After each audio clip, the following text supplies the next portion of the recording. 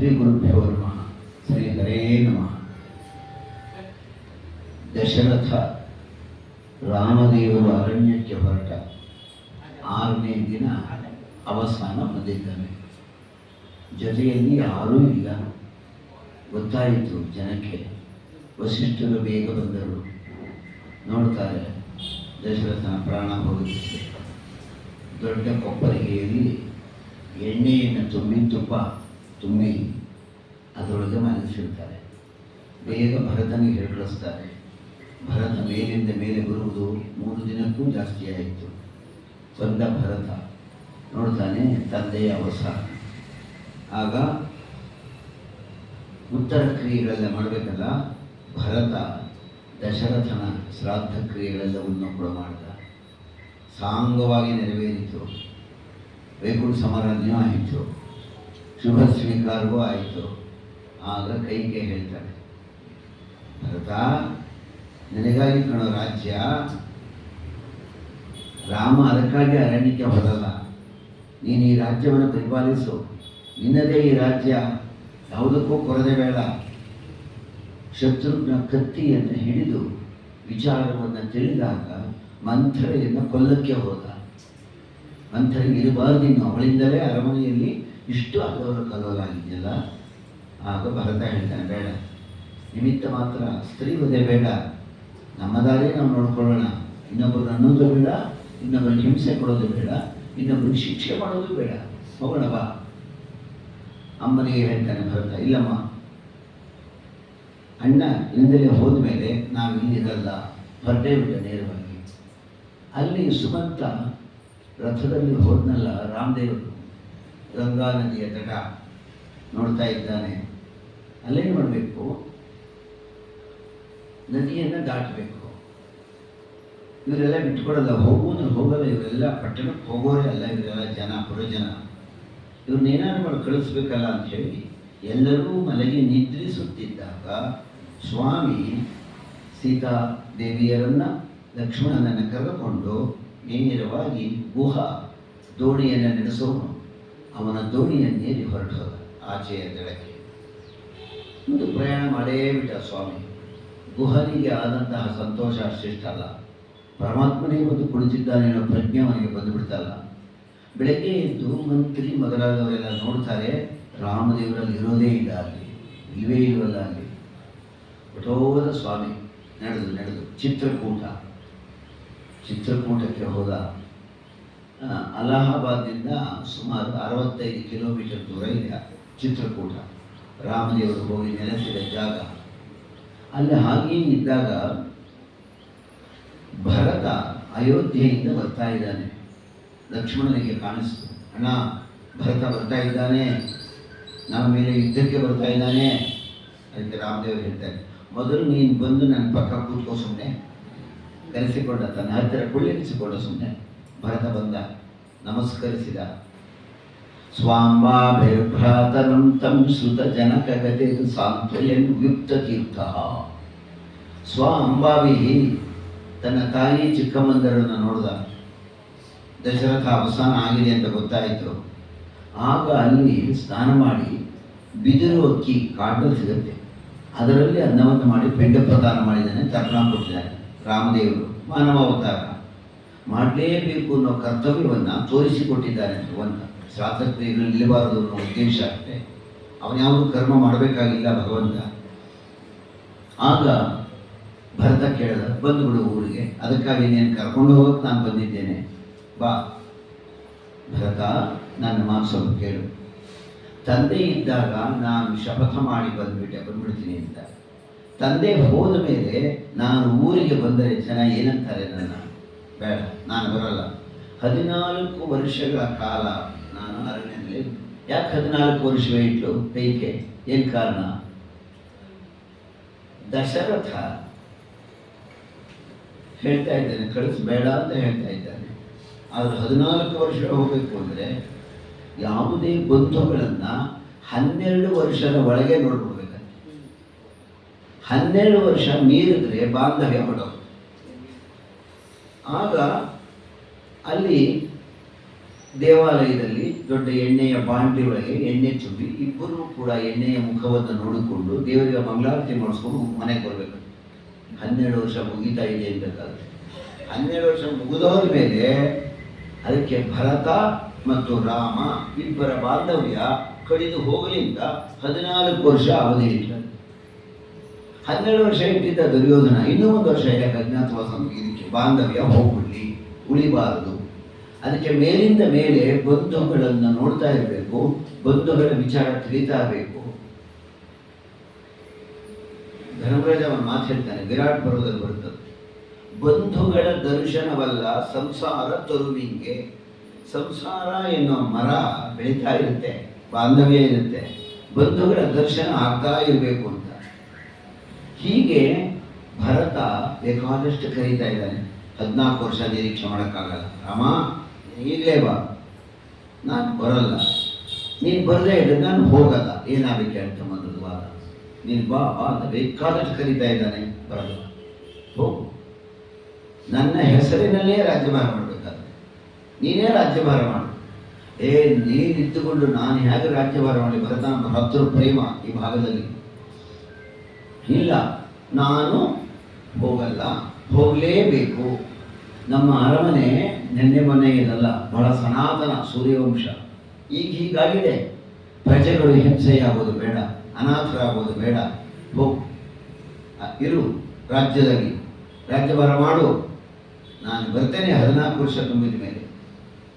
ಆಗ ರಾಮದೇವರು ಯೋಚನೆ ಮಾಡ್ತಾನೆ, ಸ್ವಾಮಿ ಇವನು ಅಯೋಧ್ಯೆಯಿಂದ ಇಲ್ಲಿ ತನಕ ನನ್ನನ್ನು ಹುಡುಕಿಕೊಂಡು ಬಂದಿದ್ದಾನಲ್ಲ, ಎಂಥ ಶ್ರದ್ಧೆ, ಎಂಥ ಭಕ್ತಿ, ಏನು ಅಪೇಕ್ಷೆ, ಇವನನ್ನು ಬರಿಗೈಯಲ್ಲಿ ಕಲಿಸಬಾರ್ದು ಅಂತ ಹೇಳಿ ಸ್ವಾಮಿ 2 ಹಸ್ತಗಳನ್ನು ಮುಂದಕ್ಕೆ ನೀಡಿದ. 2 ಕೈಗಳನ್ನು, 2 ಕೈಗಳನ್ನು ಯಾವಾಗ ನೀಡಿದ್ನೋ ಆ 2 ಕೈಗಳಲ್ಲಿ 2 ಬಂಗಾರದ ಪಾದುಕೆಗಳು ಉತ್ಪತ್ತಿಯಾಯಿತು. ಬರಬೇಕಾದ್ರೆ ಬರಿಗಾಲಿಂದ ಬಂದಿದ್ದ ಸ್ವಾಮಿ, ಬಂಗಾರದ ಪಾದುಕೆಗಳು ಉತ್ಪತ್ತಿಯಾಯಿತು. ಕೊಟ್ಟ, ಭರತ ತೋಳ ಇದನ್ನು, ಭರತ ಪಾದುಕೆಗಳನ್ನು ಕೊಟ್ಟು, ಇದನ್ನೇ ನೀನು ರಾಜ್ಯಭಾರ ಮಾಡ್ತಾ ಇದ್ದ, ತಗೊಂಡು ಹೋಗು, ನನ್ನ ಹೆಸರಾಗಿ ಇಟ್ಕೊಂಡಿರು, ನನ್ನ ಗುರುತಿಗಾಗಿ ಇಟ್ಕೊಂಡಿರು, ನನ್ನ ಜ್ಞಾಪಿಸ್ಕೊಳಕ್ಕೆ ಇಟ್ಕೋತಾ ಇದ್ದಾನೆ ಯಾವಾಗಲೂ ಕೂಡ. ಭರತ ಪಾದುಕೆಗಳನ್ನು ತಲೆಯ ಮೇಲೆ ಇಟ್ಟುಕೊಂಡು ಪ್ರದಕ್ಷಿಣೆ ಬಂದ ರಾಮದೇವರಿಗೆ. ನಿಂತ ರಾಮ, 14 ವರ್ಷ ಮುಗಿದ ಒಂದು ಕ್ಷಣವೂ ಕೂಡ ನಾನು ಬದುಕಿರೋದಿಲ್ಲ, ಪ್ರಾಯೋಪವೇಶ ಮಾಡ್ಬಿಡ್ತೀನಿ. ಅಷ್ಟರೊಳಗೆ ಸರಿಯಾಗಿ ನೀನು ಬಂದು ಬಿಡಬೇಕು. ನೀನು ಹೇಗೆ ಅರಣ್ಯದಲ್ಲಿರ್ತೀಯೋ ನಾನು ಹಾಗೆ ಅರಣ್ಯ ಜೀವನ ನಡೆಸ್ತೀನಿ. ಅದು ಬಹಳ ಕಷ್ಟ. ಅದು ಪಟ್ಟಣದಲ್ಲಿ ಅರಮನೆಯಲ್ಲಿ ಇದ್ದುಕೊಂಡು ವನವಾಸ ಅನುಭವಿಸೋದು. ನೀನು ಹೇಗೆ ಕಾಡಿನಲ್ಲಿ ಹಸಿ ಪದಾರ್ಥ, ಗೆಡ್ಡೆ ಗೆಣಸು ಹಣ್ಣು ಹಂಪಲು ತಿಂತೀಯೋ ನಾನು ಅದನ್ನೇ ತಿಂತೀನಿ ಹೊರತು ನಾನು ಬೇರೆ ತಿನ್ನಲ್ಲ. ಅದಿರಬೇಕು ದೀಕ್ಷೆ. ದೇವರಿಗೆ ಒಂದು ನಮಗೆ ಒಂದು ಅಲ್ಲ. ದೇವರಿಗೆ ಏನು ಕೊಡ್ತೀವಿ? ತೇನ ತ್ಯಕ್ತೇನ ಭುಂಜೀತಾ ಮಾತೃದಹ ಕಸ್ಯ ಸಿದ್ಧನ. ದೇವರಿಗೆ ನೈವೇದ್ಯ ಮಾಡ್ತೀವೋ ಅದನ್ನೇ ಊಟ ಮಾಡಬೇಕು. ಅದನ್ನು ದೇವರಿಗೆ ಒಂದು ಕೊಟ್ಟು ನಮ್ಮದೇ ಒಂದು ಮಾಡ್ಕೋಬಾರ್ದು. ಎಲ್ಲ ಒಂದು ಕಡೆ ಅಡುಗೆ ಮಾಡೋದು ನಿಧಾನ ಆಗೋಯ್ತು, ಆಂಬೋಡೆ ಕರಿಯೋಕ್ಕಾಗಲ್ಲ ಅಂತ ಆಂಬೋಡೆ ಹಿಂದೆ ಇಟ್ಬಿಟ್ರು ನೈವೇದ್ಯಕ್ಕೆ. ಹಾಗೆಲ್ಲ ಮಾಡಬಾರ್ದು. ದೇವರಿಗೆ ಬೆಳಗ್ಗಿನ ಜಾವದಲ್ಲೇ ಹುಗ್ಗಿ ನೈವೇದ್ಯ, 11 ಗಂಟೆಗೆ ಬಿಸಿ ಬಿಸಿ ಅವರೆಕಾಳು ಸಾರು, ಇಂಗು ತಿಂಗು ಎಲ್ಲ ಹಾಕೊಂಡು ನಮಗೆ ಅಲ್ಲ. ದೇವರಿಗೆ ಅರ್ಪಿಸು, ದೇವರಿಗೆ ಕೊಡು, ಅವನಿಂದ ಬಿಡಲ್ಪಟ್ಟದ್ದನ್ನು ತಿನ್ನು. ಅದು ದೀಕ್ಷೆ ಇರಲಿ. ಆಗ ಭರತ ಇನ್ನೂ ಮಾತ್ರ ಹೇಳ್ತಾನೆ, ಪ್ರಾರ್ಥನೆ ಮಾಡ್ಕೊಳ್ತಾನೆ. ರಾಮದೇವರು ಅಭಯವನ್ನು ಕೊಟ್ಟು ಊರಿಗೆ ಕಳಿಸ್ಕೊಡ್ತಾನೆ. ಭರತ ಬಂದ, ಸಿಂಹಾಸನದ ಹತ್ತಿರ ಇಟ್ಟ ಪಾದುಕೆಗಳನ್ನು, ಪಾದುಕೆಗೆ ಹೂಹಾರ ಹಾಕದ, ಪಟ್ಟಾಭಿಷೇಕ ಮಾಡದ. ಅದಕ್ಕೆ ಪಾದುಕಾ ಪಟ್ಟಾಭಿಷೇಕ ಅಂತ ರಾಮಾಯಣದಲ್ಲಿ. ತಾನು ಏನು ಆಡಳಿತ ಮಾಡ್ತಾನೆ, ಏನು ರಾಜ್ಯಭಾರ ಮಾಡ್ತಾನೆ, ಅದೆಲ್ಲ ವರದಿಯನ್ನು ಪಾದುಕೆಗೆ ಒಪ್ಪಿಸ್ತಾ ಇದ್ದಾನೆ ರಾಮ ಅಂತ ತಿಳ್ಕೊಂಡು. ಏನರ್ಥ ಅಲ್ಲಿಗೆ? ಭಗವಂತನಿಗೂ ಅವನ ಅವಯವಗಳಿಗೂ ಭೇದ ಇಲ್ಲ, ಭಗವಂತನಿಗೂ ಅವನ ವಸ್ತುಗಳಿಗೂ ಭೇದ ಇಲ್ಲ ಅನ್ನೋ ಅರ್ಥ ತತ್ವ ಅಲ್ಲಿ ಬಂದಿದೆ. ನೋಡ್ದ ರಾಮದೇವರು, ಏನು ನಮ್ಮ ಅಯೋಧ್ಯೆಯಿಂದ ಪ್ರಾಣಿಗಳು ಬಂದಿದ್ವು, ಎಲ್ಲರೂ ಬಂದಿದ್ರು, ವಿದೇಶಿಗಳು ಬಂದಿದ್ರು. ಅವರ ನೆನಪು ಯಾವಾಗಲೂ ನಮ್ಗೆ ಇದ್ದೇ ಇರುತ್ತೆ. ಬೇಡ ಲಕ್ಷ್ಮಣ, ಈ ಜಾಗ ಬಿಟ್ಬೇಡ ಅಂತೇಳಿ ಚಿತ್ರಕೂಟವನ್ನು ಬಿಟ್ಟು ಮುಂದಕ್ಕೆ ನಡೆದ.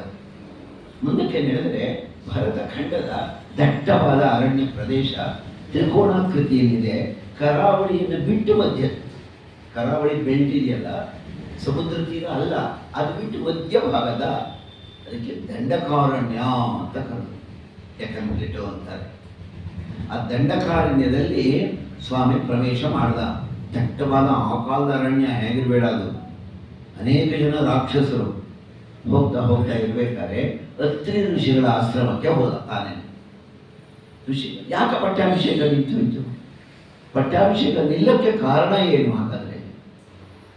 ಮೊದಲನೇದು, ದಶರಥ ಅಂತಹ ಉತ್ತಮ ಅಧಿಕಾರಿ ಅಲ್ಲ. ಮೊದಲನೇದಾಗಿ ರಾಮದೇವರಿಗೆ ಪಟ್ಟಾಭಿಷೇಕ ಮಾಡುವಷ್ಟು ಅಧಿಕಾರ ದಶರಥನಿಗೆ ಇಲ್ಲ, ಅದಕ್ಕೆ ನಿಂತೋಯ್ತು. ನೋಡೋಣ, ಅವರೇ ಇಲ್ಲ ದಶರಥ. ಎರಡನೇದಾಗಿ, ರಾವಣ ಕುಂಭಕರ್ಣರನ್ನ ಅವನು ಇರೋ ಜಾಗದಲ್ಲೇ ಹೋಗಿ ಹೊಡಿಬೇಕು, ಅದಕ್ಕೆ ಪಟ್ಟಾಭಿಷೇಕ ಅಲ್ಲ. ಅದಕ್ಕೆ ವೈಕುಂಠದಲ್ಲಿ ಸುಟ್ಟು ಬಿಡ್ಬೋದಾಗಿತ್ತು ಭಗವಂತ. ಬೇಡ, ಎಲ್ಲಿನ ವೈಕುಂಠ, ಎಲ್ಲಿನ ಅಯೋಧ್ಯೆ, ಎಲ್ಲಿನ ಚಿತ್ರಕೂಟ, ಎಲ್ಲಿನ ದಂಡಕಾರಣ್ಯ, ಎಲ್ಲಿನ ಕಿಷ್ಕಿಂಧೆ, ಎಲ್ಲಿನ ಲಂಕೆ, ಸ್ವಾಮಿ ಏಕ ಸಂಚಾರ ಮಾಡಿದ್ದಾನಲ್ಲ ಭರತಖಂಡದಲ್ಲಿ. ಸ್ವಾಮಿ ಬರಿಗಾಲಲ್ಲಿ ಭಗವಂತನ ಪಾದ ಸ್ಪರ್ಶ ಆಗಿದೆ, ಅದಕ್ಕೆ ಕರ್ಮಭೂಮಿ ಅಂತ ಹೆಸರು ಬಂದಿರೋದು. ಎರಡನೇದು ಯಾವುದು? ರಾವಣ ಕುಂಭಕರ್ಣ. ಮೂರನೆಯದು, ರಾವಣ ಕುಂಭಕರ್ಣನನ್ನು ಕೊಲ್ಲುವ ನೆಪದಲ್ಲಿ ಅರಣ್ಯವೆಲ್ಲ ಸಂಚಾರ ಮಾಡಿ ಅಲ್ಲಿರುವ ರಾಕ್ಷಸರನ್ನು ಕೊಂದು ಲೋಕದ ಜನರಿಗೆ ಒಳ್ಳೆಯದು ಮಾಡ್ಕೊಳ್ಳೋದು. ಮೂರನೇದು, ರಾಕ್ಷಸರನ್ನು ಕೊಲ್ಲುವುದು. ನಾಲ್ಕನೆಯದು, ಋಷಿಗಳು ವೈಕುಂಠದ ಬಾಗಿಲು ಬರ್ತಾರೆ. ಎಷ್ಟು ಕಷ್ಟ! ನಾನೇನಾದ್ರು ಅಯೋಧ್ಯೆಗೆ ಬಂದಿದ್ದೀನಿ ಅಂದ್ರೆ ಸಾಕು, ಎಲ್ಲ ಅಯೋಧ್ಯೆಗೆ ಬರ್ತಾರೆ. ಅದು ಬೇಡ, ಅವರಿರೋ ಜಾಗದಲ್ಲೇ ನಾನು ದರ್ಶನ ಕೊಡಬೇಕು. ಋಷಿಗಳು ಇರುವ ಜಾಗದಲ್ಲೇ ಹೋಗಿ ನೋಡ್ಬೇಕು ನಾನು. ಅದಕ್ಕಾಗಿ ಪಟ್ಟಾಭಿಷೇಕ ಮಾಡಿಸ್ಕೊಳ್ಳಿಲ್ಲ ಭಗವಂತ. ಯಾರ್ಯಾರಿಂದ ಏನೇನೋ ಮಾಡಿಸ್ಕೋತಾನೆ ಸ್ವಾಮಿ, ಅನುಗ್ರಹ ಮಾಡ್ತಾನೆ. ನಿನ್ನ ಒಲುಮೆಯಿಂದ ನಿಖಿಲ ಜನರು ಬಂದು ಮಂದಿಸುವರೋ ಮಹಾರಾಯ ಅಂಥವ. ಇನ್ನು ಯಾವುದಾಗದೆ ಹೋದರೆ ಅದಾಯಿತು. ಆಮೇಲೆ ಋಷಿಗಳಿಗೆ ದರ್ಶನ ಕೊಡಬೇಕು, ಅದಕ್ಕೆ ಪಟ್ಟಾಭಿಷೇಕ ಆಗಲಿಲ್ಲ. ಇನ್ನೂ ಒಂದು ಕಾರಣ, ಮಂಥರೆ ಅವಳು ನರಕಕ್ಕೆ ಹೋಗಬೇಕು, ನೀವು ನಿಯಮ. ಅವಳು ನರಕಕ್ಕೆ ಹೋಗಬೇಕಾದ್ರೆ ಅವಳು ಇವೆಲ್ಲ ಮಾತಾಡಲು, ಅದಕ್ಕಾಗಿ ಪಟ್ಟಾಭಿಷೇಕ ಆಗಲಿಲ್ಲ. ಐದಾಯ್ತು. ಇನ್ನೊಂದು ಕಾರಣ ಪಟ್ಟಾಭಿಷೇಕ ಆಗದಲ್ಲೇ ಇರೋದಕ್ಕೆ, ಪಟ್ಟಾಭಿಷೇಕದ ಮಂಟಪದಲ್ಲಿ ನಾವೇನು ನೋಡ್ತೇವೆ? ರಾಮದೇವರು ಕೂತಿದ್ದಾನೆ, ಸೀತಾಮ್ಮನವರು, ಭರತ, ಲಕ್ಷ್ಮಣ, ಶತ್ರುಘ್ನ ಎಲ್ಲ ಇದ್ದಾರೆ. ಈಗಲೂ ಎಲ್ಲ ಇದ್ದಾರೆ, ಸೀತಾದೇವಿಯರು ಇದ್ದಾರೆ, ಲಕ್ಷ್ಮಣ ಶತ್ರುಘ್ನ ಇದ್ದಾರೆ. ಆಗ ಯಾರು ಇರಬೇಕೋ ಅವರು ಈಗಿಲ್ಲ ಇಲ್ಲಿ. ಯಾರು? ಹನುಮಂತ ದೇವರು. ಪ್ರಾಣದೇವರು ಯಾವಾಗ ಇಲ್ಲ ಅಲ್ಲಿ ಪಟ್ಟಾಭಿಷೇಕ ಆಗಲಿಲ್ಲ. ಕಾರಣ ರೆಫರೆನ್ಸ್ ಯಾಕೆ ಗೊತ್ತಿರೋದಕ್ಕೆ? ಜಗನ್ನಾಥದಾಸರು ಪರಿಸರ ನೀನಿರೆ ಹರಿತಾ ನಿರ್ಪನು. ಎಲ್ಲಿ ವಾಯುದೇವರ ಸನ್ನಿಧಾನ ಇರುತ್ತೋ ಅಲ್ಲಿ ಭಗವಂತ ಇರ್ತಾರೆ. ಪರಿಸರ ನೀನಿರೆ ಹರಿತಾ ನಿರ್ಪನು. ಇರದೆ ತಾನು ಇರನು. ಇರನು ಅಂದ್ರೆ ನೆಗೆಟಿವ್ ಅಲ್ಲಿ ಭಗವಂತ ಇರೋದಿಲ್ಲ. ಸುರರ ಗುರುವೇ ನೀ ಕರುಣಿಸುವ. ಎಲ್ಲಿ ಹನುಮಂತ ದೇವರು ಕರುಣೆ ಮಾಡ್ತಾರೋ ಅಲ್ಲಿ ಭಗವಂತ ಕರುಣೆ ಮಾಡ್ತಾನೆ. ಪ್ರಾಣದೇವರು ಇನ್ನು ಬಂದಿಲ್ಲ ಮಂಟಪಕ್ಕೆ, ಅದಕ್ಕೆ ಪಟ್ಟಾಭಿಷೇಕ ಆಗಲಿಲ್ಲ. ಎಷ್ಟು ಕಾರಣಗಳಾಯಿತು, ಇನ್ನೂ ಅನೇಕ ಕಾರಣಗಳಿದೆ ಪಟ್ಟಾಭಿಷೇಕದ ವಿಘ್ನಕ್ಕೆ. ಹಾಗಾದರೆ ಇಲ್ಲಿ ಋಷಿಗಳಿಗೆ ದರ್ಶನ ಕೊಡಬೇಕಲ್ಲ. ಹೋದ ಋಷಿ ಆಶ್ರಮ, ಅತ್ರಿ ಋಷಿಗಳ ಆಶ್ರಮ, ಅನಸೂಯಾದೇವಿಯರು ಇದ್ದಾರೆ, ಋಷಿ ದಂಪತಿಗಳು. ಸ್ವಾಮಿ ಹೋದ, ಆ ಗುಡಿಸಲು ಅದರ ತಲೆ ಬಗ್ಗಿಸಿಕೊಂಡು ಒಳಗಡೆ ಹೋದಲ್ಲ. ಏನು ಕರುಣೇನ್ರಿ, ತಲೆ ಬಗ್ಗಿಸಿಕೊಂಡು ಒಳಗಡೆ ಹೋದ. ಬಾಗಿಲು ಕುಳಿತ. ಅತ್ರಿ ಋಷಿಗಳಿಗಾದ ಸಂತೋಷ ಅಷ್ಟಿಷ್ಟಲ್ಲ. ಏನಪ್ಪ ಸ್ವಾಮಿ, ನಿನ್ನನ್ನು ಹುಡುಕಿಕೊಂಡು ನಾವು ಇಲ್ಲೆಲ್ಲೋ ಬರಬೇಕು, ನೀನೇ ಇಲ್ಲಿಗೆ ಬಂದಿದೆಯಲ್ಲ. ಅತ್ರಿ ಋಷಿಗಳು ಉಪಚಾರ ಮಾಡಿದ್ರು, ಮಂತ್ರಗಳು ಹೇಳಿದ್ರು, ಉಪಚಾರ ಆಯಿತು. ಔತಣ ಅತ್ರಿ ಋಷಿಗಳ ಆಶ್ರಮದಲ್ಲಿ. ಅನಸೂಯಾದೇವಿಯರು ಸೀತಾಮ್ಮನವರಿಗೆ ಎಲ್ಲ ಅಲಂಕಾರ ಮಾಡಿದ್ರು. ನೀನು ಹಾಕಬೇಡ, ಅಲಂಕಾರ ಮಾಡಿದ್ರೆ ವರಮಹಾಲಕ್ಷ್ಮಿ ಹಬ್ಬದಲ್ಲಿ ತೆಂಗಿನಕಾಯಿಗೆ ಅಲಂಕಾರ ಮಾಡಿದ್ರೆ ಹೇಳ್ತಿರ್ತೀವಿ, ನಮ್ಮಲ್ಲಿ ಈ ವರ್ಷ ಲಕ್ಷ್ಮಿ ಆಗಿದ್ದು ಅಂದರೆ ಅಂತಿರ್ತೀವಿ. ಅಂಥವುದರಲ್ಲಿ ಸಾಕ್ಷಾತ್ ಲಕ್ಷ್ಮಿಗೆ ಅಲಂಕಾರ ಮಾಡಿದಾರಲ್ಲ, ಅದಿನ್ಯಾಗಿರ್ಬೇಡ ಇನ್ನು. ಆ ಬೆರಳುಗಳೆಲ್ಲ ತೆಗೆಯಕ್ಕೆ ಹೋದ್ರು ಸೀತಾಮ್ಮನವರು ಹೊರಡಬೇಕಾದ್ರೆ. ಬೇಡ ಹಾಗೇ ಅಲಂಕಾರ. ಅತ್ರಿ ಅನಸೂಯೆಯರಿಂದ ಔತಣವನ್ನು ಸ್ವೀಕರಿಸಿದ, ಭಕ್ತಿಯನ್ನು ಸ್ವೀಕರಿಸಿದ, ವಿಶ್ವಾಸವನ್ನು ಸ್ವೀಕರಿಸಿದ ಈ ಸೀತಾರಾಮರು ಲಕ್ಷ್ಮಣನ ಜೊತೆಯಲ್ಲಿ ಮುಂದಕ್ಕೆ ಪ್ರಯಾಣ ಮಾಡ್ತಾರೆ. ಅಗಸ್ತ್ಯರ ಆಶ್ರಮ, ಅಗಸ್ತ್ಯರು ರಾಮಾಯಣದ ದೊಡ್ಡ ಪಾತ್ರ ಒಳ್ಳೆ ಅನೇಕ ಆಯುಧಗಳನ್ನು ಕೊಡ್ತಾರೆ ಅಗಸ್ತ್ಯರು. ಇಲ್ಲಿಗೆ ರಾಮದೇವರಿಗೆ ಸ್ತೋತ್ರವನ್ನೇ ಹೇಳ್ಕೊಡ್ತಾರೆ. ಸೂರ್ಯ ನಿಮ್ಮ ವಂಶದ ಮೂಲ ಪುರುಷ, ಆದಿತ್ಯ ಹೃದಯ ಇವರೇ ಹೇಳ್ಕೊಟ್ರು. ರಾಮಾಯಣದಲ್ಲಿ ಬರುವ ಆದಿತ್ಯ ಹೃದಯ ನಿತ್ಯ ಪಠಿಸುವುದು ಆರೋಗ್ಯ ಪ್ರಾಪ್ತಿಗೆ. ಆದಿತ್ಯ ಹೃದಯ ಅಗಸ್ತ್ಯನೇ ಹೇಳ್ಕೊಟ್ಟಿದ್ದು. ಪುನಃ ಒಂದು ಉಪದೇಶ ಮಾಡ್ತಾರೆ. ಹೀಗೇ ಹೋಗ್ತಾ ಇದ್ದಾನೆ ಸ್ವಾಮಿ ಅರಣ್ಯದಲ್ಲಿ. ಹೋಗ್ತಾ ಹೋಗ್ತಾ ದಾರಿಯಲ್ಲಿ ಗೋದಾವರಿ ನದಿ ಸಿಕ್ತು. ಬಂದ ಗೋದಾವರಿ ಪ್ರಾಂತ್ಯಕ್ಕೆ. ಅಲ್ಲಿ ಭಗವಂತ ಆಶ್ರಮ ಮಾಡ್ಕೊಂಡಿದ್ದಾನೆ. ವಿಪರೀತವಾದ ದಟ್ಟವಾದ ಕಾಡು. ತಪ್ಪಿಸ್ಕೊಂಡ್ರೆ ಕಾಡಿನಲ್ಲಿ 3 ಜನವೇ ಎಲ್ಲೇ ಹುಡ್ಬೋದು. ಅದಕ್ಕೆ ಏನು ಮಾಡ್ದ ಭಗವಂತ, ಗುರುತಿಗೆ ಇರಲಿ, ನಾವೆಲ್ಲ ಹೋದ್ರು ಇಲ್ಲಿ ಬರಬೇಕು ಅಂತ ಹೇಳಿ 5 ಆಲದ ಮರಗಳನ್ನು ಬೆಳೆಸಿದ. 5 ಆಲದ ಮರಗಳು, ವಟವೃಕ್ಷ. ಅದಕ್ಕೆ ಪಂಚವಟಿ ಅಂತ ಹೆಸರು. ಇವತ್ತಿಗೂ ಕೂಡ ಗೋದಾವರಿ ದಡದಲ್ಲಿ ಆ 5 ಆಲದ ಮರಗಳು ಇದ್ದ ಜಾಗದಲ್ಲಿಯೇ ಇನ್ನೂ 5 ಆಲದ ಮರಗಳಿವೆ. ಅದೇ ನೆನಪಿಗಾಗ ಆ ಆಲದ ಮರಗಳಿಲ್ಲ, ಅದೇ ಜಾಗದಲ್ಲಿ ಬೆಳೆಸಿದ್ದಾರೆ. ಪಂಚವಟಿ 5 ಆಲದ ಮರಗಳು ದಟ್ಟವಾಗಿ ಬೆಳೆದ ಜಾಗ. ಅಲ್ಲಿಯೇ ಆಶ್ರಮ ಮಾಡ್ಕೊಂಡಿದ್ದಾರೆ. ಬಹಳ ಚೆನ್ನಾಗಿದೆ ಆಶ್ರಮ. ಅದೇ ಸಂದರ್ಭಕ್ಕೆ ಅನೇಕ ಜನ ರಾಕ್ಷಸರು, ಸುಮಾರು ಜನ, ಅಲ್ಲಿಂದ ಹೇಳಿರ್ತಾರೆ ರಾಮಾಯಣ, 14,000 ಜನ ರಾಕ್ಷಸರು. ಅವರನ್ನು ಕೊಂದನಂತೆ ಭಗವಂತ. ರಾಕ್ಷಸರ ಸಂಹಾರ, ಭಕ್ತರ ಉದ್ಧಾರ, ಸಮಾಜದ ಏಳಿಗೆ, ಅವರ ನೆನಪು ಎಲ್ಲವೂ ಕೂಡ ರಾಮಾವತಾರದ ಮುಖ್ಯ ಉದ್ದೇಶ ಆಗಿದೆ. ಮಾನವ ರೂಪ ತಾಳಿದ್ದಾನೆ, ಅವರಿಗೆ ಬಂದಿರುವ ಕಷ್ಟವನ್ನು ಪರಿಹರಿಸುವುದು ರಾಮಾವತಾರದ ಉದ್ದೇಶವಾಗಿದೆ. ಬಲಿಷ್ಠರಾದ ರಾಕ್ಷಸರು, ಮಹಾ ಮಾಯೆಯುಳ್ಳ ರಾಕ್ಷಸರು, ಮಾಯಾವಿಗಳು ಏನು ತೊಂದರೆ ಕೊಡ್ತಿದ್ದಾರೆ ಜನಕ್ಕೆ ಇದ್ದರು. ದಂಡಕಾರಣ್ಯದ ಮಧ್ಯಭಾಗದಲ್ಲಿ ಗೋದಾವರಿ ತೀರದಲ್ಲಿ ಕೊಂದ, ರಾಕ್ಷಸರನ್ನೆಲ್ಲ ಕೊಂದದ್ದು ರಾವಣನಿಗೆ ಗೊತ್ತಾಯಿತು. ಲಂಕೆಯಲ್ಲಿ ಯಾರೋ ರಾಮನಂತೆ ಅಯೋಧ್ಯೆಯಿಂದ ಬಂದಿದ್ದಾನಂತೆ, ಬರ್ತಾ ಇದ್ದಾನೆ, ರಾಕ್ಷಸರನ್ನು ಕೊಂದ. ಹೌದೇ, ಯಾವ ಬಲಿಷ್ಠ ಇರಬೇಕಾದ್ರೆ? ಹೀಗಿರಬೇಕಾದ್ರೆ ರಾವಣನ ತಂಗಿ ಶೂರ್ಪನಖ, ಅವಳ ಹೆಸರು. ಶೂರ್ಪ ಅಂದ್ರೆ ಏನು? ನಾವು ಬಾಗಿನ ಕೊಡ್ತೀವಲ್ಲ ಮರ, ಆ ಮರಕ್ಕೆ ಹೆಸರು ಶೂರ್ಪ ಅಂತ. ನಮ್ಮ ಉಗುರುಗಳು ಆ ಮರದ ಆಕಾರದಲ್ಲಿಯೇ ಇರುತ್ತೆ, ಆಕಾರದಲ್ಲಿ, ಅದರಷ್ಟಲ್ಲ. ಶೂರ್ಪನಖಿಗೆ ಆ ಉಗುರೇ ಮರದ ಅಗಲ ಇತ್ತಂತೆ. ಉಗುರೇ ಮರದ ಅಗಲ ಅಂದ್ರೆ ಅವಳ ಕೈ ಬೆರಳುಗಳು ಅಂಗಸೌಷ್ಠವ ಇನ್ನು ಹೇಗಿರಬೇಡ. ಇನ್ನು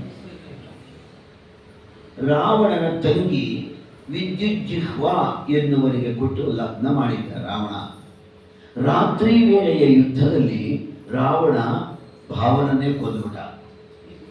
ಕೊಲ್ಲೋದು, ಉಳಿಸೋದು, ಮಾಯೆ ಮಾಡೋದು, ದುಷ್ಟತನ ಎಲ್ಲ ತುಂಬಿದೆ ರಾವಣದಲ್ಲಿ. ಕಪ್ಪಗಿದ್ದಾನೆ, ಕೋರೆ ಹಲ್ಲುಗಳ ರೀತಿಯಲ್ಲಿದೆ ಹಲ್ಲುಗಳು, ಕೆಂಪು ಕಣ್ಣುಗಳು, ಬೇಡವಾದಾಗ 10 ತಲೆಗಳು, ಬೇಕಾದಾಗ ಒಂದೇ ತಲೆ. ಮಹಾದುಷ್ಟ. ಕೊಲ್ಲಬೇಕಲ್ಲ, ಲೋಕಕ್ಕೆ ಕಂಟಕನಾಗಿದ್ದಾನಲ್ಲ. ದೇವತೆಗಳನ್ನೆಲ್ಲ ಹೆದರಿಸ್ತಾ ಇದ್ದಾನೆ. ಎಲ್ಲ ದೇವತೆಗಳು ಹೆದರಿ ನಡುಗುತ್ತಾ ಇದ್ದಾರೆ ಇವನಿಗೆ. ಅವಾಗ ಏನು ಮಾಡಬೇಕು? ರಾಮದೇವರು ಹಾಗೆಯೇ ಹುಡುಕಿಕೊಂಡು ಬರ್ತಾ ಇದ್ದಾನೆ. ಅವನ ಉಪಟಳ ಗೊತ್ತಾಗ್ತಾ ಇದೆ ಇವರಿಗೆಲ್ಲ ರಾಮದೇವರಿಗೆ. ವಿದ್ಯುಜ್ಜಿಹ್ವ ಎನ್ನುವನಿಗೆ ಕೊಟ್ಟು ರಾವಣ ತನ್ನ ತಂಗಿಯನ್ನು ಮದುವೆ ಮಾಡಿದ್ದಾನೆ. ರಾತ್ರಿ ವೇಳೆಯ ಯುದ್ಧದಲ್ಲಿ ರಾವಣ ಅವರ ಭಾವನ್ನೇ ಕೊಂದ. ಬೆಳಗ್ಗೆ ಎದ್ದು ನೋಡೋದು ಇವಳು, ಅಣ್ಣ ಗಂಡನನ್ನ ಕೊಂದುಬಿಟ್ಟಿದೆಯಲ್ಲ, ಹೋಗ್ಬಿಟ್ನಲ್ಲ ನಿಮ್ಮ ಭಾವ. ಆಗ ರಾವಣ ಹೇಳ್ದ, ತಂಗಿ ಗೊತ್ತಾಗಲಿಲ್ಲಮ್ಮ, ಯುದ್ಧದ ಆವೇಗದಲ್ಲಿ ನಾನು ಕೊಂದುಬಿಟ್ಟಿದ್ದೀನಿ ನಿಜ, ಚಿಂತೆ ಮಾಡಬೇಡ. ಈಗಲೂ ಕೂಡ ನೀನು ಹೋಗು, ನಿನಗೆ ಯಾರು ಒಳ್ಳೆ ವರ ಅಂತ ಕಾಣುತ್ತೆ ಹುಡುಕೊಂಡು ಬಾ, ಹೋಗು, ನಾನು ವಿವಾಹ ಮಾಡ್ತೀನಿ ಎಂದ ರಾಮ. ಮೊದಲ ವಿಧವಾ ವಿವಾಹಕ್ಕೆ ಪ್ರೋತ್ಸಾಹ ಕೊಟ್ಟವನೇ ರಾವಣ. ಮಟ್ಕೊಂಡು ಅಂಥ ರಾವಣ ಇನ್ನು. ಶೂರ್ಪನಖಿ ಎಲ್ಲೆಲ್ಲೋ ಅಲಿತಾ ಇದ್ದಾಳೆ, ಒಳ್ಳೆ ಗಂಡ ಸಿಗ್ತಾನ ಅಂತ ಎಲ್ಲ ಕಡೆಯೂ ಕೂಡ ನೋಡ್ತಾ ಇದ್ದಾಳೆ, ಎಲ್ಲಿಯೂ ಇಲ್ಲ. ಗೋದಾವರಿ ನದಿ ದಡಕ್ಕ ಬಂದಳು. ರಾಮದೇವರು ಕೂತಿದ್ದಾನಲ್ಲಿ. ರಾಮದೇವರ ಲಕ್ಷಣ ಏನು ಸಲ್ಲಕ್ಷಣವಾದ ಸುಂದರ ವಿಗ್ರಹ ಭಗವಂತ. ನೋಡಿದ್ಲು. ಅವಳು ನೋಡಿದ ಜಾಗದಲ್ಲಿ ಶೂರ್ಪನಖಿದ ಒಂದು ಬೊಂಬೆಯನ್ನು ಕಟ್ಟಿ ಒಂದು ಪುಟ್ಟ ಮಂಟಪ ಮಾಡಿದ್ದಾರೆ. ಶೂರ್ಪನಖಿ ಪೂಜೆ ಮಾಡಕ್ಕೆ ಹೋಗೋ ಕೂತಿರ್ತಾನಲ್ಲಿ ಶೂರ್ಪನಖಿ. ಅವನು ಹೋದವ್ರಿಗೆಲ್ಲ ಹೇಳ್ತಾನೆ, ಶೂರ್ಪನಖೆಗೆ ದಕ್ಷಿಣೆ ಹಾಕಿ ಅವಳಿಗೆ ಯಾಕೆ ದಕ್ಷಿಣೆ ಹಾಕಬೇಕು, ಅವಳಿಗೆ ಯಾಕೆ ಪೂಜೆ ಮಾಡಬೇಕಲ್ಲಿ, ಅಲ್ಲಿದೆ ಅಲ್ಲಿ ಗೋದಾವರಿ ತಟದಲ್ಲೇ. ಆಗ ಒಂದು ದೊಡ್ಡದಾದ ಕಲ್ಲು ಬಂಡೆ, ಆ ಕಲ್ಲು ಬಂಡೆಯ ಮೇಲೆ ರಾಮನನ್ನ ನೋಡಿದ ಕೂಡಲೇ ಹತ್ತಿರಕ್ಕೆ ಬರ್ತಾಳೆ. ವಿವಾಹ ಮಾಡ್ಕೋ, ಲಗ್ನ ಮಾಡ್ಕೊ ಅಂತ ಒತ್ತಾಯ. ಇಲ್ಲಮ್ಮ, ನನಗೆ ಹೆಂಡತಿ ಇದ್ದಾಳೆ, ನೋಡು ಅವನು ಬಂದಿದ್ದಾನೆ, ಅವನು ಹೋಗಿ ಕೇಳ್ಕೊ. ಲಕ್ಷ್ಮಣ ರಾಮ ಲಕ್ಷ್ಮಣ ಹೀಗೆ ಓಡಾಡಿ ಲಕ್ಷ್ಮಣನಿಗೆ ಕೋಪ ಬಂದು ಅವರ ಕಿವಿ ಮೂಗುಗಳನ್ನು ಕತ್ತರಿಸಿದ. ರಾಕ್ಷಸರು ಸುಂದರ ರೂಪದಲ್ಲಿ ಬಂದಿರ್ತಾರೆ, ಮಾಯಾವಿಗಳು. ಶಸ್ತ್ರ ಯಾವಾಗ ಅವರಿಗೆ ಸ್ಪರ್ಶವಾಯಿತೋ ಅವರ ನಿಜ ರೂಪ ಬದಲಾವಣೆ ಆಗ್ತಾ ಹೋಗುದು. ನಿಜ ರೂಪ ಬಂತು, ಬಿದ್ದೋದು ಕೆಳಕ್ಕೆ, ಜೋರಾಗಿ ಎತ್ತಳು, ಇದ್ದಕ್ಕಿದ್ದ ಹಾಗೆ ಮೇಲಕ್ಕೆ ಎದ್ದಳು, ಮಲಗಿದ್ದಳು ಹಾಗೇನೆ. ಆಗ ಅವಳ ಸಹಾಯಕ್ಕೆ ರಾವಣ ಬಿಟ್ಟಿರ್ತಾನೆ. ಅವರ ಖರ ಮತ್ತು ದೂಷಣ ಅಂತ ಇಬ್ಬರು ರಾಕ್ಷಸ. ಖರ ದೂಷಣ ರಾವಣನ ಚಿಕ್ಕ ಮಕ್ಕಳು ಅಂತ ಹೇಳುತ್ತೆ ರಾಮಾಯಣ. ಪರೀಕ್ಷಿತ್ ರಾಜ ಕೇಳ್ತಾ ಕುತೂಹಲವಾಗ್ತಾ ಇದೆ. ಹೇಳಿದ್ನಲ್ಲ ಸ್ವಾಮಿ, ರಾಮಾಯಣವನ್ನು ವಿವರವಾಗಿ ಹೇಳಿ, ರಾಮನ ಆಡಳಿತ ಹೇಳಿ ನನಗೆ ಕೇಳ್ಕೊಂಡಿದ್ದಲ್ಲ, ಶುಕ್ರ ಹೇಳ್ತಾ ಇದ್ದಾರೆ 9ನೇ ಸ್ಕಂದ. ಆಗ ರಾವಣನ ಮುಂದೆ ಹೋದ್ಲು, ಅತ್ತಳು. ಯಾಕೆ ಹೇಳ್ತಾ ಇದೀಯಾ? ರಾಮ ಅಂದುಬಿಟ್ರೆ ಪುಣ್ಯ ಪ್ರಾಪ್ತಿ, ಭಗವಂತನ ಹೆಸರು ಯಾವುದಾದ್ರೂ ಒಂದು ನೆಪದಲ್ಲಿ ಬರಲಿ ಅಂತ. ರಾಮ ಅಂದ ಕಾಡ್ತಿಲ್ಲ, ಹಾಮ ಅಂತ ಕರೀತಾರೆ. ಏನಾಯ್ತು? ಹಾಮ. ಎಲ್ಲಿಂದ ಬಂದೆ? ಹಾಮ. ಇದೇ ಅಂತ ಇದ್ದಾಳೆ ಅವಳು ಶೂರ್ಪನಖೆ. ಅಯ್ಯೋ ಇವ್ರಿಗೆ ಏನಪ್ಪ ಇದು? ರಾವಣ ವಿಚಾರಿಸ್ದ, ಎಲ್ಲ ಗೊತ್ತಾಯಿತು. ಓಹೋ, ಅಲ್ಲಿ ಸೀತಾ ಇರುವುದು. ವಿವಾಹಕ್ಕೆ ಹೋಗಿದ್ದೆ, ಶಿವಧನಸ್ಸನ್ನ ಎತ್ತಕ್ಕೆ ಹೋದೆ, ಎತ್ತ ಕಾಲದಲ್ಲೇ ಬಿದ್ದೋಗ್ಬಿಟ್ಟೆ, ಎಲ್ಲ ನಕ್ಕು ಬಿಟ್ರು. ಈಗ ಅರಣ್ಯಕ್ಕೆ ಬಂದಿದಾರ, ಅವಳನ್ನ ಅಪಹರಣ ಮಾಡುವುದಕ್ಕೆ ಸರಿಯಾದ ಸಮಯ. ತಂಗಿ ಬಿಟ್ಟೆ ಅಷ್ಟಕ್ಕೆ. ಸೀತಾಪಹರಣ ಯಾಕೆ ಮಾಡಬಾರ್ದು ಅನ್ನೋ ದುರ್ಬುದ್ಧಿ ಬರ್ಬೇಕು ಇವರಿಗೆ. ಬಂತು ಸೀತಾಪಹರಣ.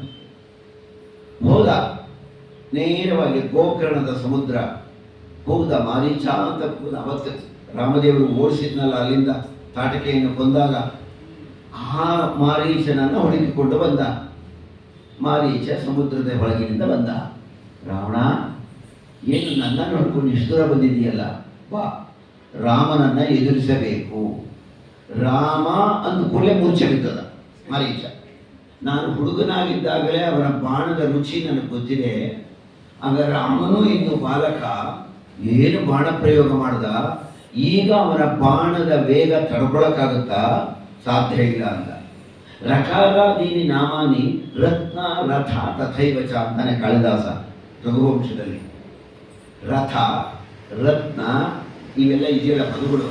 ಮೊದಲನೇ ಅಕ್ಷರ ರಾ ಅಂತ ಇದೆಯಲ್ಲ, ಯಾವ ಪದದಲ್ಲೇ ಆಗಲಿ ಮೊದಲನೇ ಅಕ್ಷರ ರಾ ಅಂತ ಬಂದರೆ ರಾಮ ಅಂತಲೇ ತಿಳ್ಕೊತಿದ್ದಂತ.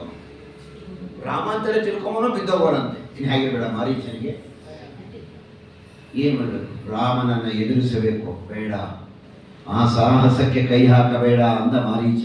ಇಲ್ಲ, ನಿಶ್ಚಯ ಮಾಡಿದ್ದೇನೆ, ರಾಮನನ್ನು ಎದುರಿಸಬೇಕು, ಸೀತಾವನ್ನ ಅಪಹರಣ ಮಾಡಬೇಕು. ಅಯ್ಯೋ, ಎಂಥ ಕೆಟ್ಟ ಯೋಚನೆ ಮಾಡಿದೀಯ, ಉಳ್ಕೊಂಬಲ್ವಲ್ಲ ನೀನು. ಬೇಕಾದಷ್ಟು ರಾವಣನಿಗೂ ಮಾರೀಚನಿಗೂ ಬುದ್ಧಿವಾದ ನಡೀತು ಅರಣ್ಯ ಖಂಡದಲ್ಲಿ. ಆಗಿಲ್ಲ, ಒಬ್ಬರಿಗೊಬ್ಬರು ಸಂವಾದ ನಡೆಯಿತು. ರಾವಣ ಹೇಳ ತನಕ ಹೇಳಿ ಬೇಸರವಾಗಿ ತಕ್ಷಣವೇ ಕತ್ತಿ ಮೇಲೆ ಹೋಯಿತು. ಕತ್ತಿ ಎಳಿಬೇಕು ಅವನು ಅಂದ್ಕೊಂಡ ಮಾರೀಚ. ರಾವಣ ನಾನು ಈಗಲೇ ಸಾಯಿಸ್ಬಿಡ್ತಾನೆ. ಈ ಕೆಲಸಕ್ಕೆ ನಾನು ಹೋದ್ರೆ ರಾಮನನ್ನು ನೋಡಿ ಸಾಯ್ತೇನೆ ಅಂದ್ಕೊಳ್ಳಿಲ್ಲ, ಒಂದು 3 ಗಂಟೆ ನಿಧಾನಕ್ಕೆ ಸಾಯ್ಬೋದು.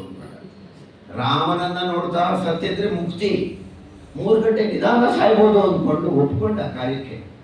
ಮಾರೀಚಂ ಮಾರ್ಗರೂಪಂ ದಶವದನ ಹೃತಾಂ ಆಕೃತಿಂ ಭೂಮಿಚಾಯ.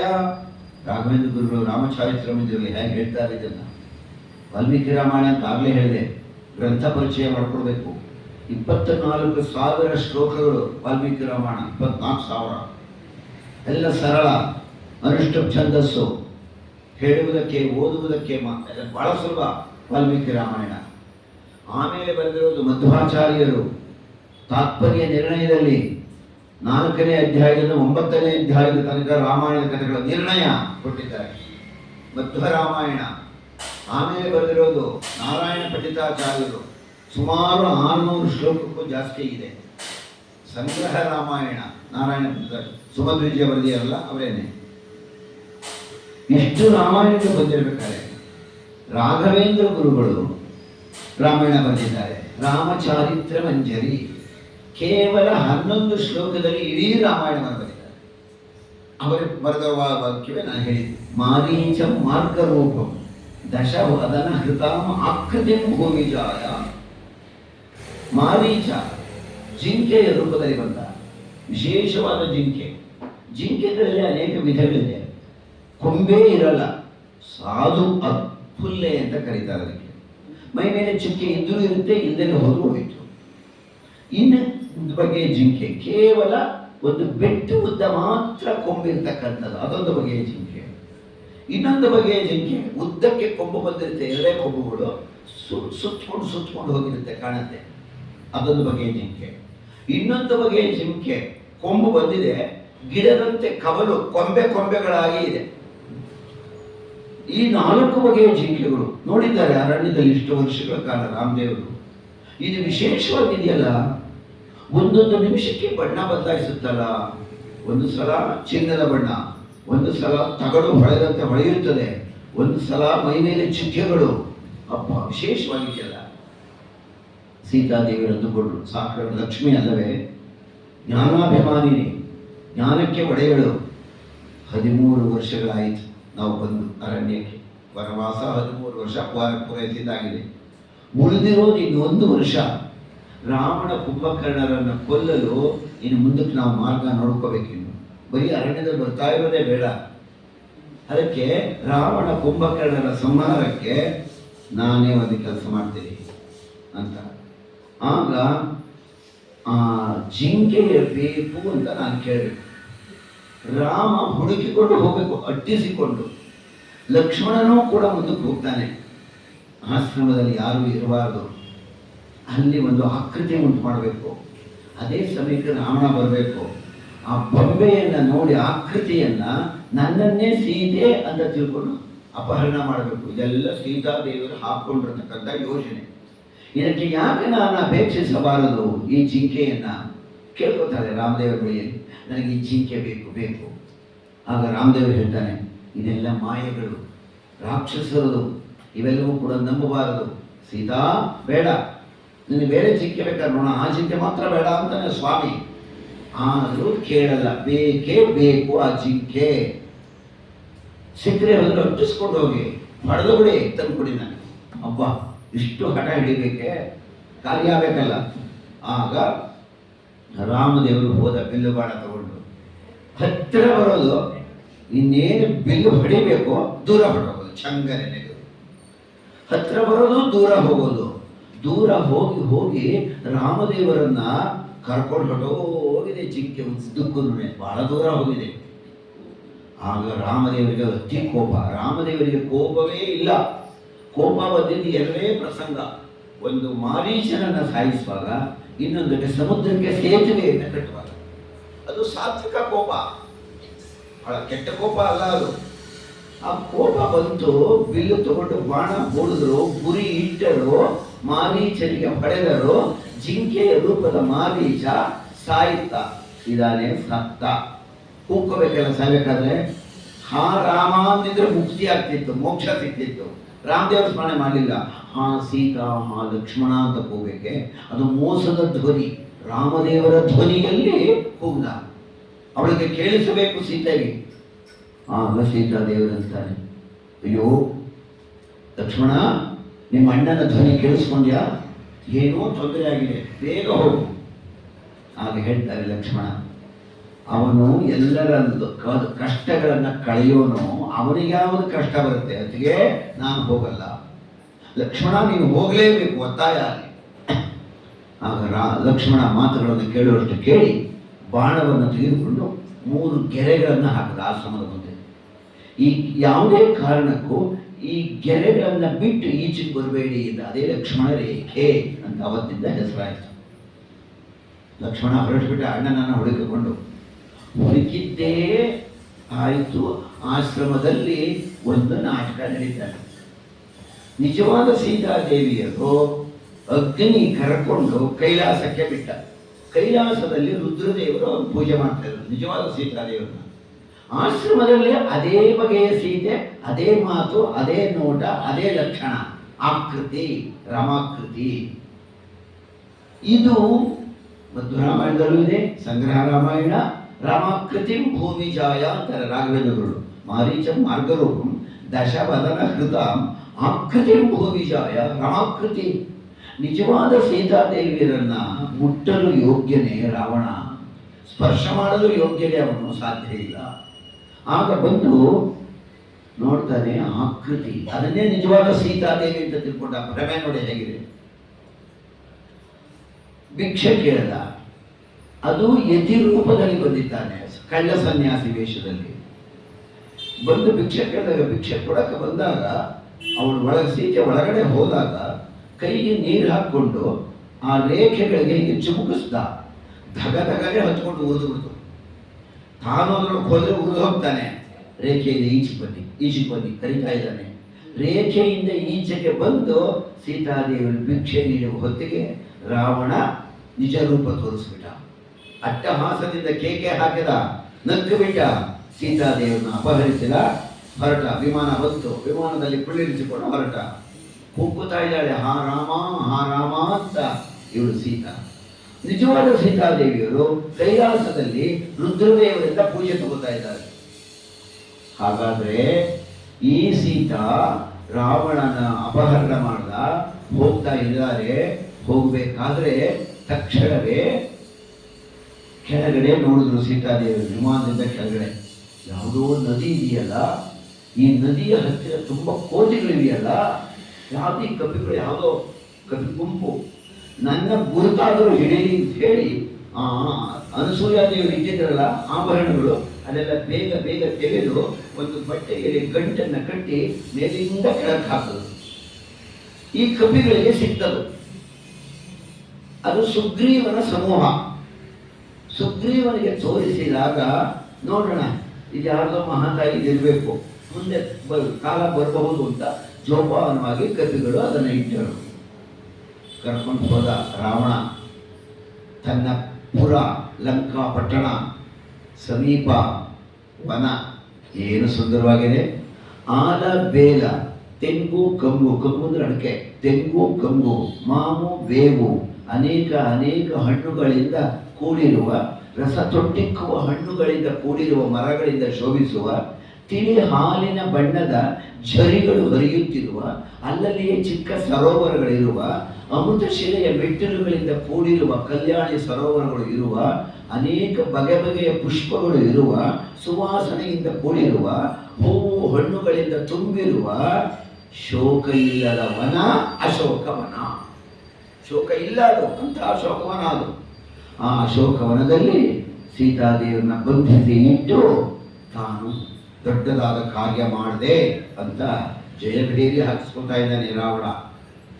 ಅಲ್ಲೇನಾಗಿರ್ಬೇಡ, ಲಕ್ಷ್ಮಣ ಹೋಗಿ ನೋಡಿದಾಗ, ಯಾಕೆ ಬಂದೀವ ಲಕ್ಷ್ಮಣ, ಇದು ಜಿಂಕೆ ಅಲ್ಲ ಕಣೋ, ಯಾರೋ ರಾಕ್ಷಸ ಇವನು, ಮಾಯಾವಿ ಇವನು, ಇವನು ಕೂಗ್ಕೊಂಡಾಗ ನೀನು ಬರಬಾರ್ದಾಗಿತ್ತು, ಬೇಡ ಕಣೋ, ಬಾ ಬೇಗ ಹೋಗೋಣ ಅಂತ ಬಂದು ರಾಮ ಲಕ್ಷ್ಮಣರು ಆಶ್ರಮಕ್ಕೆ ಬರ್ತಾರೆ. ಶೂನ್ಯವಾಗಿದೆ, ಲಕ್ಷ್ಮಿನೇ ಇಲ್ಲ. ಲಕ್ಷ್ಮಿ ರಾವಣನ ಜೊತೆಯಲ್ಲಿ ಹೋಗಿದ್ದಾಳೆ. ಹಾ ಸೀತಾ ಅಂತ ರಾಮದೇವರು ಕೂಗ್ತಾನೆ. ಕಳಹಂ ಸಾನಸ ಯಾನಯಂ ಮುರುಘಮುದ ಮುದಾಸ್ತ್ಯ ವಿಶ್ವಾಸಯಂ ತಳಿರೆ ತಾವರೆಯೇ ಮದಾಳಿ ಕುಲಮೆ ಕರ್ಣೈದಿಲೆಯೇ ನೋಡಿದರೆ ಪಿಕರವ ಪ್ರಖ್ಯಾತಯಂ ಸೀತೆಯಂ. ಪಿಕ ಅಂದ್ರೆ ಕೋಗಿಲೆ, ರವ ಅಂದ್ರೆ ಶಬ್ದ.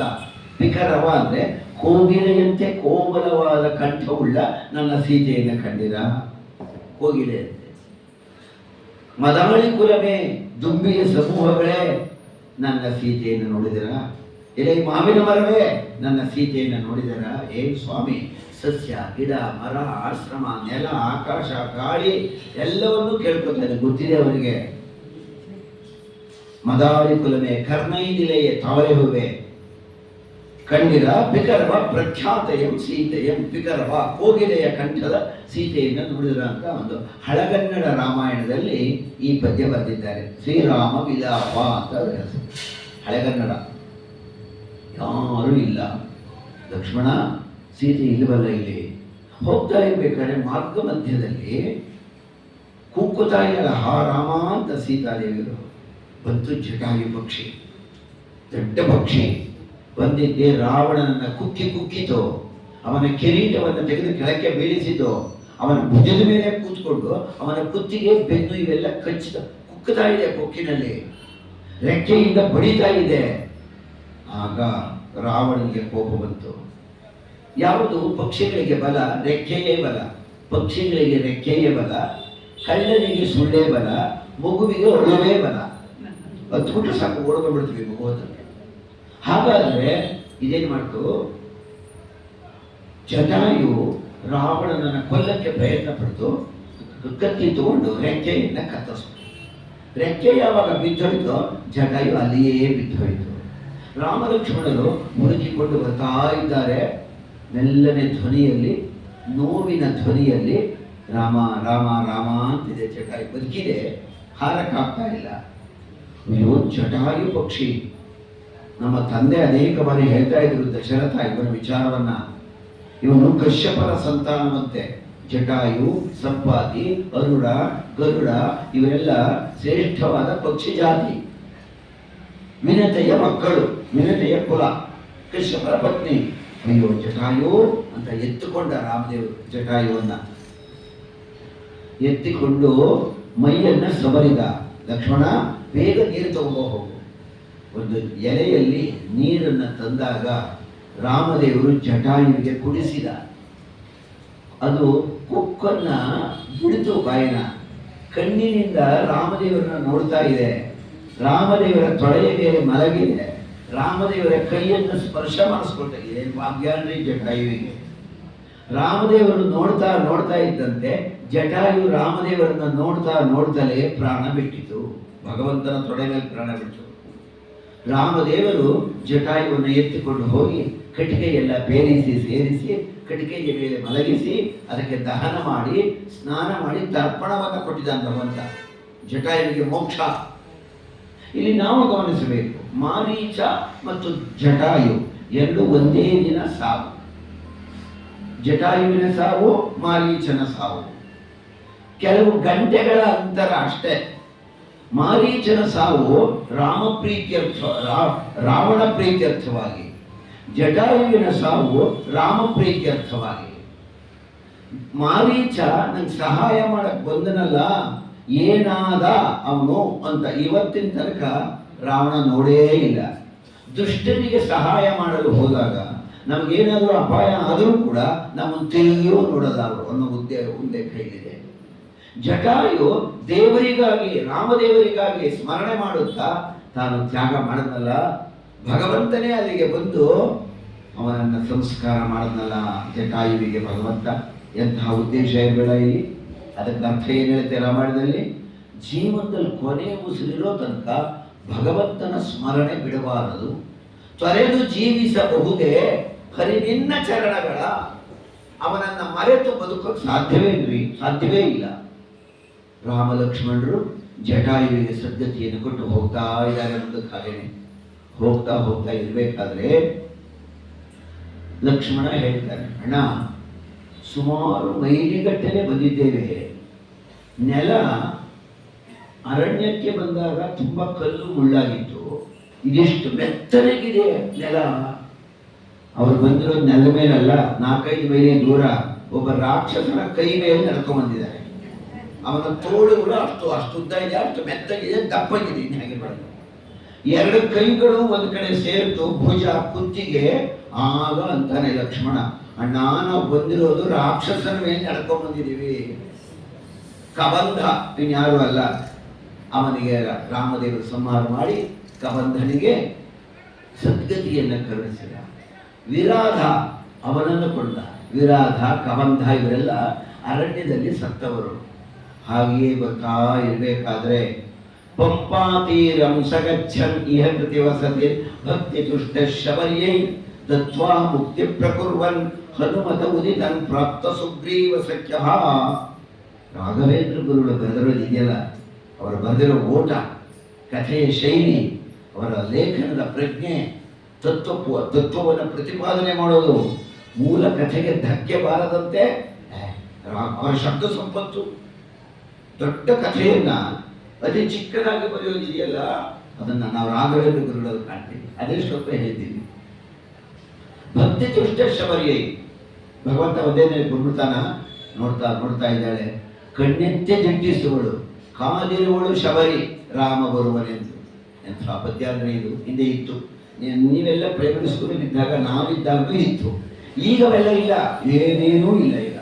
ಈಗೆಲ್ಲ 3 ತಿಂಗಳು 6 ತಿಂಗಳು ಷಾಣ್ಮಾಸಿಕ, ಪೂರ್ಣ ಷಾಣ್ಮಾಸಿಕ ಪರೀಕ್ಷೆಗಳೆಲ್ಲ. ಆ ಪರೀಕ್ಷೆಗಳು, ಕವನಗಳು ಕೆಲಸಕ್ಕೆ ಬಾರದವೋ ಹೇಳಬಾರದವೆಲ್ಲ ಪೀಠದಲ್ಲಿ ಅಂಥವು. ಕಾದಿರುವಳು ಶಬರಿ, ಆ ಶಬರಿ ಕಾದಿರೋದು, ಅವಳ ಉತ್ಸಾಹ ಬರಲಿಲ್ವಲ್ಲ ಅನ್ನೋ ಆತಂಕ, ಅವಳು ರಾಮದೇವರು ಕೊಡಕ್ಕೆ ಹಣ್ಣಿಟ್ಟಿರೋದು, ಏನು ಚಿತ್ರಣ ಅದು. ನೋಡ್ತಾ ಇದ್ದಾಳೆ. ದಿಟ್ಟಿಸುಗಳು, ಬರ್ತಾ ಇಲ್ಲ. ನಾನು ಒಂದು ದಿವಸ ಬಂದ್ಬಿಡ್ತಾನ ರಾಮದೇವರು? ಇಲ್ಲ. ಸುಮಾರು ದಿನ ಆಯಿತು ಬಂದ ಸ್ವಾಮಿ. ಬಂದವನೇ ನೋಡ್ತಾನೆ ಶಬರಿಯ ಆಶ್ರಮ. ಶಬರಿಯ ಆಶ್ರಮದ ಒಳಕ್ಕೆ ಹೋದ. ಒಂದು ಎಲೆಯನ್ನ ಕೊಟ್ಟಳು, ಕೂತ್ಕೊಂಬಕ್ಕೆ ಆಸನ ಬೇಕಲ್ಲ, ಕೂತ್ಕೊಂಡ ಸ್ವಾಮಿ. ಅದರಲ್ಲಿ ತಿನ್ನುವುದಕ್ಕೆ ಹಣ್ಣುಗಳನ್ನು ಕೊಟ್ಟರು, ತಿಂದ. ಸಾಕ್ಷಾತ್ ನೈವೇದ್ಯ ಅಲ್ರಿ ಭಗವಂತನಿಗೆ. ನಾವು ಕೊಟ್ಟಿದ್ದನ್ನ ತಿಂದುಬಿಟ್ರೆ ಏನಾಗಿದೆ? ಅಪ್ಪ, ನಮ್ಮನೇಲಿ ಇವತ್ತು ದೇವರು ಊಟ ಮಾಡ್ದ, ಎಲ್ಲರ ತರ ಹೇಳ್ಕೊಂಡ್ಬಿಡ್ತೀವಿ. ಸಾಧ್ಯನ ಅದು? ನೈವೇದ್ಯ ಯಾವಾಗಾಯ್ತು? ಮತ್ತು ನೈವೇದ್ಯಕ್ಕೆ ಇಡ್ತೀವಿ, ದೇವ್ರು ತಿಂದ್ಬಿಟ್ಟು ನಾವಾಗ ಕಣ್ಣಿನಿಂದ ನೋಡ್ದ, ಅಷ್ಟೇ. ಕಣ್ಣಿನಿಂದ ನೋಡ್ದ. ಆಮೇಲೆ ಮುಟ್ಲೇ ಇಲ್ವಲ್ಲ ಅವನು. ಯಾವಾಗ ಮುಟ್ಟೋದು? ವೈಶ್ವದೇವ ಮಾಡಿದಾಗ ಸ್ಪರ್ಶ ಮಾಡ್ದ, ಮುಟ್ಟಿದ, ಶುದ್ಧಿ ಆಯಿತು. ಆಗಲೂ ತಿಂದಿಲ್ಲ ಅವನು. ಮತ್ತೆ ದೇವ್ರು ತಿನ್ನೋದು ಯಾವಾಗ? ಹಾಗಾದ್ರೆ ಒಬ್ಬ ಬ್ರಾಹ್ಮಣನನ್ನ ಮನೆಗೆ ಕರೆಸಿ ಅವನ ಕಾಲುಗಳನ್ನು ತೊಳೆದು ಅವನಿಗೆ ಗಂಧಾಕ್ಷರಿ ತೀರ್ಥವನ್ನು ಕೊಟ್ಟು ಎಲೆಯನ್ನು ಹಾಕಿ ನಮ್ಮ ಮನೆಯಲ್ಲಿರೋ ಒಂದು ಅನ್ನ ಸಾರು ಆಗಲಿ ಮಜ್ಜಿಗೆ ಆಗಲಿ ಅವನಿಗೆ ಬಡಿಸಿ ಕೈ ಮುಗಿದರೆ, ಅವನ ಆಪೋಷಣ ತಗೊಂಡ್ರೆ ಪರಮಾತ್ಮ ಊಟ ಮಾಡ್ತಾನೆ. ಬ್ರಾಹ್ಮಣ ಸ್ವಮುಖೇ ಅಮೃತಂಜು ಹೋಮಿ. ಬ್ರಾಹ್ಮಣನ ಮುಖದಲ್ಲಿ ಆಪೋಷಣ ತೆಗೆದುಕೊಂಡು ಊಟ ತೃಪ್ತಿಪಟ್ಟಾಗ ಭಗವಂತ ತೃಪ್ತಿ ಕೊಡ್ತಾನೆ. ಇನ್ನು ಹೇಗಿರಬೇಡ ಇನ್ನು. ಅದಕ್ಕೆ ಹಿಂದೆ ಅತಿಥಿ ಸತ್ಕಾರ, ಬ್ರಾಹ್ಮಣ ಭೋಜನ ತುಂಬ ನಡೀತಾ ಇತ್ತು. ಯಾವಾಗಲೂ ಕೂಡ ಮಹಾಭಾರತದ ಕಾಲದಲ್ಲೂ ಕೂಡ ನಡೀತಾ ಇತ್ತು. ಅದರಂತೆ ಇಲ್ಲಿಯೂ ಕೂಡ ಭಗವಂತ ತಿಂದು ಬಿಟ್ಟನಲ್ಲ, ಇನ್ನೆಷ್ಟು ಸುಖ ಇರಬೇಡ ಏನು. ಶಬರಿಗೆ ಊಟ ಮಾಡ್ದ ಭಗವಂತ, ಹಣ್ಣುಗಳನ್ನು ತಿಂದ. ಶಬರಿನ ಕೇಳ್ದ, ಶಬರಿ ಹಣ್ಣುಗಳು ಎಷ್ಟು ರುಚಿಯಾಗಿದೆ. ಸಂತೋಷ ಸ್ವಾಮಿ, ಒಳ್ಳೆಯದಾಗಿ. ಲಕ್ಷ್ಮಣನಿಗೂ ಕೊಟ್ಟಳು, ಅವರೂ ತಿಂದ. ಭಗವಂತ ಇಟ್ಕೋತಾನ, ಸ್ಮರಿಸುವವರ ಅಪರಾಧಗಳ ತಾ ಸ್ಮರಿಸ ಸಕಲೇಷ್ಟ ಪ್ರದಾಯಕ. ಕೊಟ್ಟುದನ್ನು ಅನಂತ ಮಡಿ ಮಾಡಿ. ನಾವೆಲ್ಲರೂ ಸ್ವಲ್ಪ ಕೊಟ್ಟು ಸಾಕು. ಕಾಲ, ದ್ರವ್ಯ, ಪ್ರಾರ್ಥನೆ ಏನು ಅವನಿಗಾಗಿ ಉಪಯೋಗಿಸಿದ್ರು ಕೂಡ ನಮ್ಮ ಜೀವನದಲ್ಲಿ ಅವನದರ 10 ಪಟ್ಟು ಹಿಂದಕ್ಕೆ ಕೊಡ್ತಾನೆ. 100ರಷ್ಟು ಅಷ್ಟು ಕೊಡ್ತಾನೆ ಭಗವಂತ. ಆದ ಕಾರಣ ಶಬರಿ ಏನು ಬೇಕು ನಿನಗೆ? ಅವಳ ಭಾಷೆಯಲ್ಲೇ ಕೇಳಿದ್ರು. ಶಬರಿ ಅವಳ ಭಾಷೆಯಲ್ಲೇ ಕೇಳ್ತಾ ಇದ್ದಾರೆ. ರಾಮ, ನೀನು ಕೊಡ್ತೀನಿ ಹಿಂಗೆಲ್ಲ ಕೊಡು. ಏನು? ನಿನ್ನನ್ನು ಹೀಗೆ ಹತ್ತಿರದಲ್ಲಿ ನೋಡ್ತಾ ಇರಬೇಕು ಅಷ್ಟೇ. ಹತ್ತಿರದಲ್ಲಿ ನೋಡ್ತಾ ಇರೋದು ಯಾವುದು? ಸಾಮೀಪ್ಯ ಮೋಕ್ಷ. ಹತ್ತಿರದಲ್ಲಿ ನೋಡೋದು. ರಾಮದೇವರ ಅರ್ಥ ಮಾಡಿಕೊಂಡ. ಓಹೋ, ಮೋಕ್ಷವನ್ನು ಕೇಳ್ತಾ ಇದೀಯಾ? ಆಯ್ತು, ಹೇಳು, ದೇಹತ್ಯಾಗ ಮಾಡು. ತಥಾಸ್ತು, ಮೋಕ್ಷ ಕೊಟ್ಟಿದ್ದೇನೆ. ಶಬರಿಗೆ ಮೋಕ್ಷವನ್ನು ಕೊಟ್ಟು ಭಗವಂತ ಆನಂದಪಡಿಸಿ ಹಾಗೇ ನಡ್ಕೊಂಡು ಬರ್ತಾ ಇದ್ದಾನೆ. ಬರ್ತಾ ಇರಬೇಕಾದ್ರೆ ಕಿಷ್ಕಿಂಧೆಯ ಪ್ರಾಂತ್ಯ, ಕಿಷ್ಕಿಂಧೆ, ತುಂಗಭದ್ರಾ ನದಿ, ಇವುಗಳ ಜಾಗಕ್ಕೆ ಬರ್ತಾ ಇದ್ದಾನೆ ಭಗವಂತ. ಅದು ಬರಬೇಕಾದ್ರೆ ಅಲ್ಲಿ ಯಾರ್ಯಾರಿದ್ದಾರೆ? ಋಷ್ಯಮುಖ ಪರ್ವತ. ಋಷ್ಯಮುಖ ಪರ್ವತ ಅಂದ್ರೆ ಯಾವುದು ಅಂತೀರಿ? ಹಂಪೇಲಿ ತುಂಗಭದ್ರಾ ನದಿ ಹರಿಯುತ್ತಲ್ಲ, ಇನ್ನೇನು ಯಂತ್ರೋದ್ಧಾರಕ ಹನುಮಂತನ ಹತ್ರ ಬಂತು ಅನ್ಬೇಕಾದ್ರೆ ನದಿ ಸುತ್ತುತ್ತಾನೆ. ಅದೇ ಚಕ್ರತೀರ್ಥ. ವ್ಯಾಸರಾಜರು ಅಲ್ಲೇ ಆಹ್ನಿಕ ಮಾಡ್ತಾ ಇದ್ದರು ಚಕ್ರತೀರ್ಥ. ಆ ನದಿ ಸುತ್ತುವಾಗ ಚಕ್ರತೀರ್ಥ ಇದೆಯಲ್ಲ, ಅದ್ರ ಎದುರುಗಡೆನೆ ಒಂದು ಗುಡ್ಡ ಕಾಣಿಸುತ್ತೆ. ನದಿ ಪಕ್ಕವೇ, ನದಿ ಜಲದಲ್ಲೇ. ಅದೇ ಋಷ್ಯಮುಖ ಪರ್ವತ. ಅಲ್ಲೊಂದು ದೇವಸ್ಥಾನ ಇದೆ, ತುಂಬಾ ಚೆನ್ನಾಗಿದೆ. ರಾಮದೇವರ ದೇವಸ್ಥಾನ.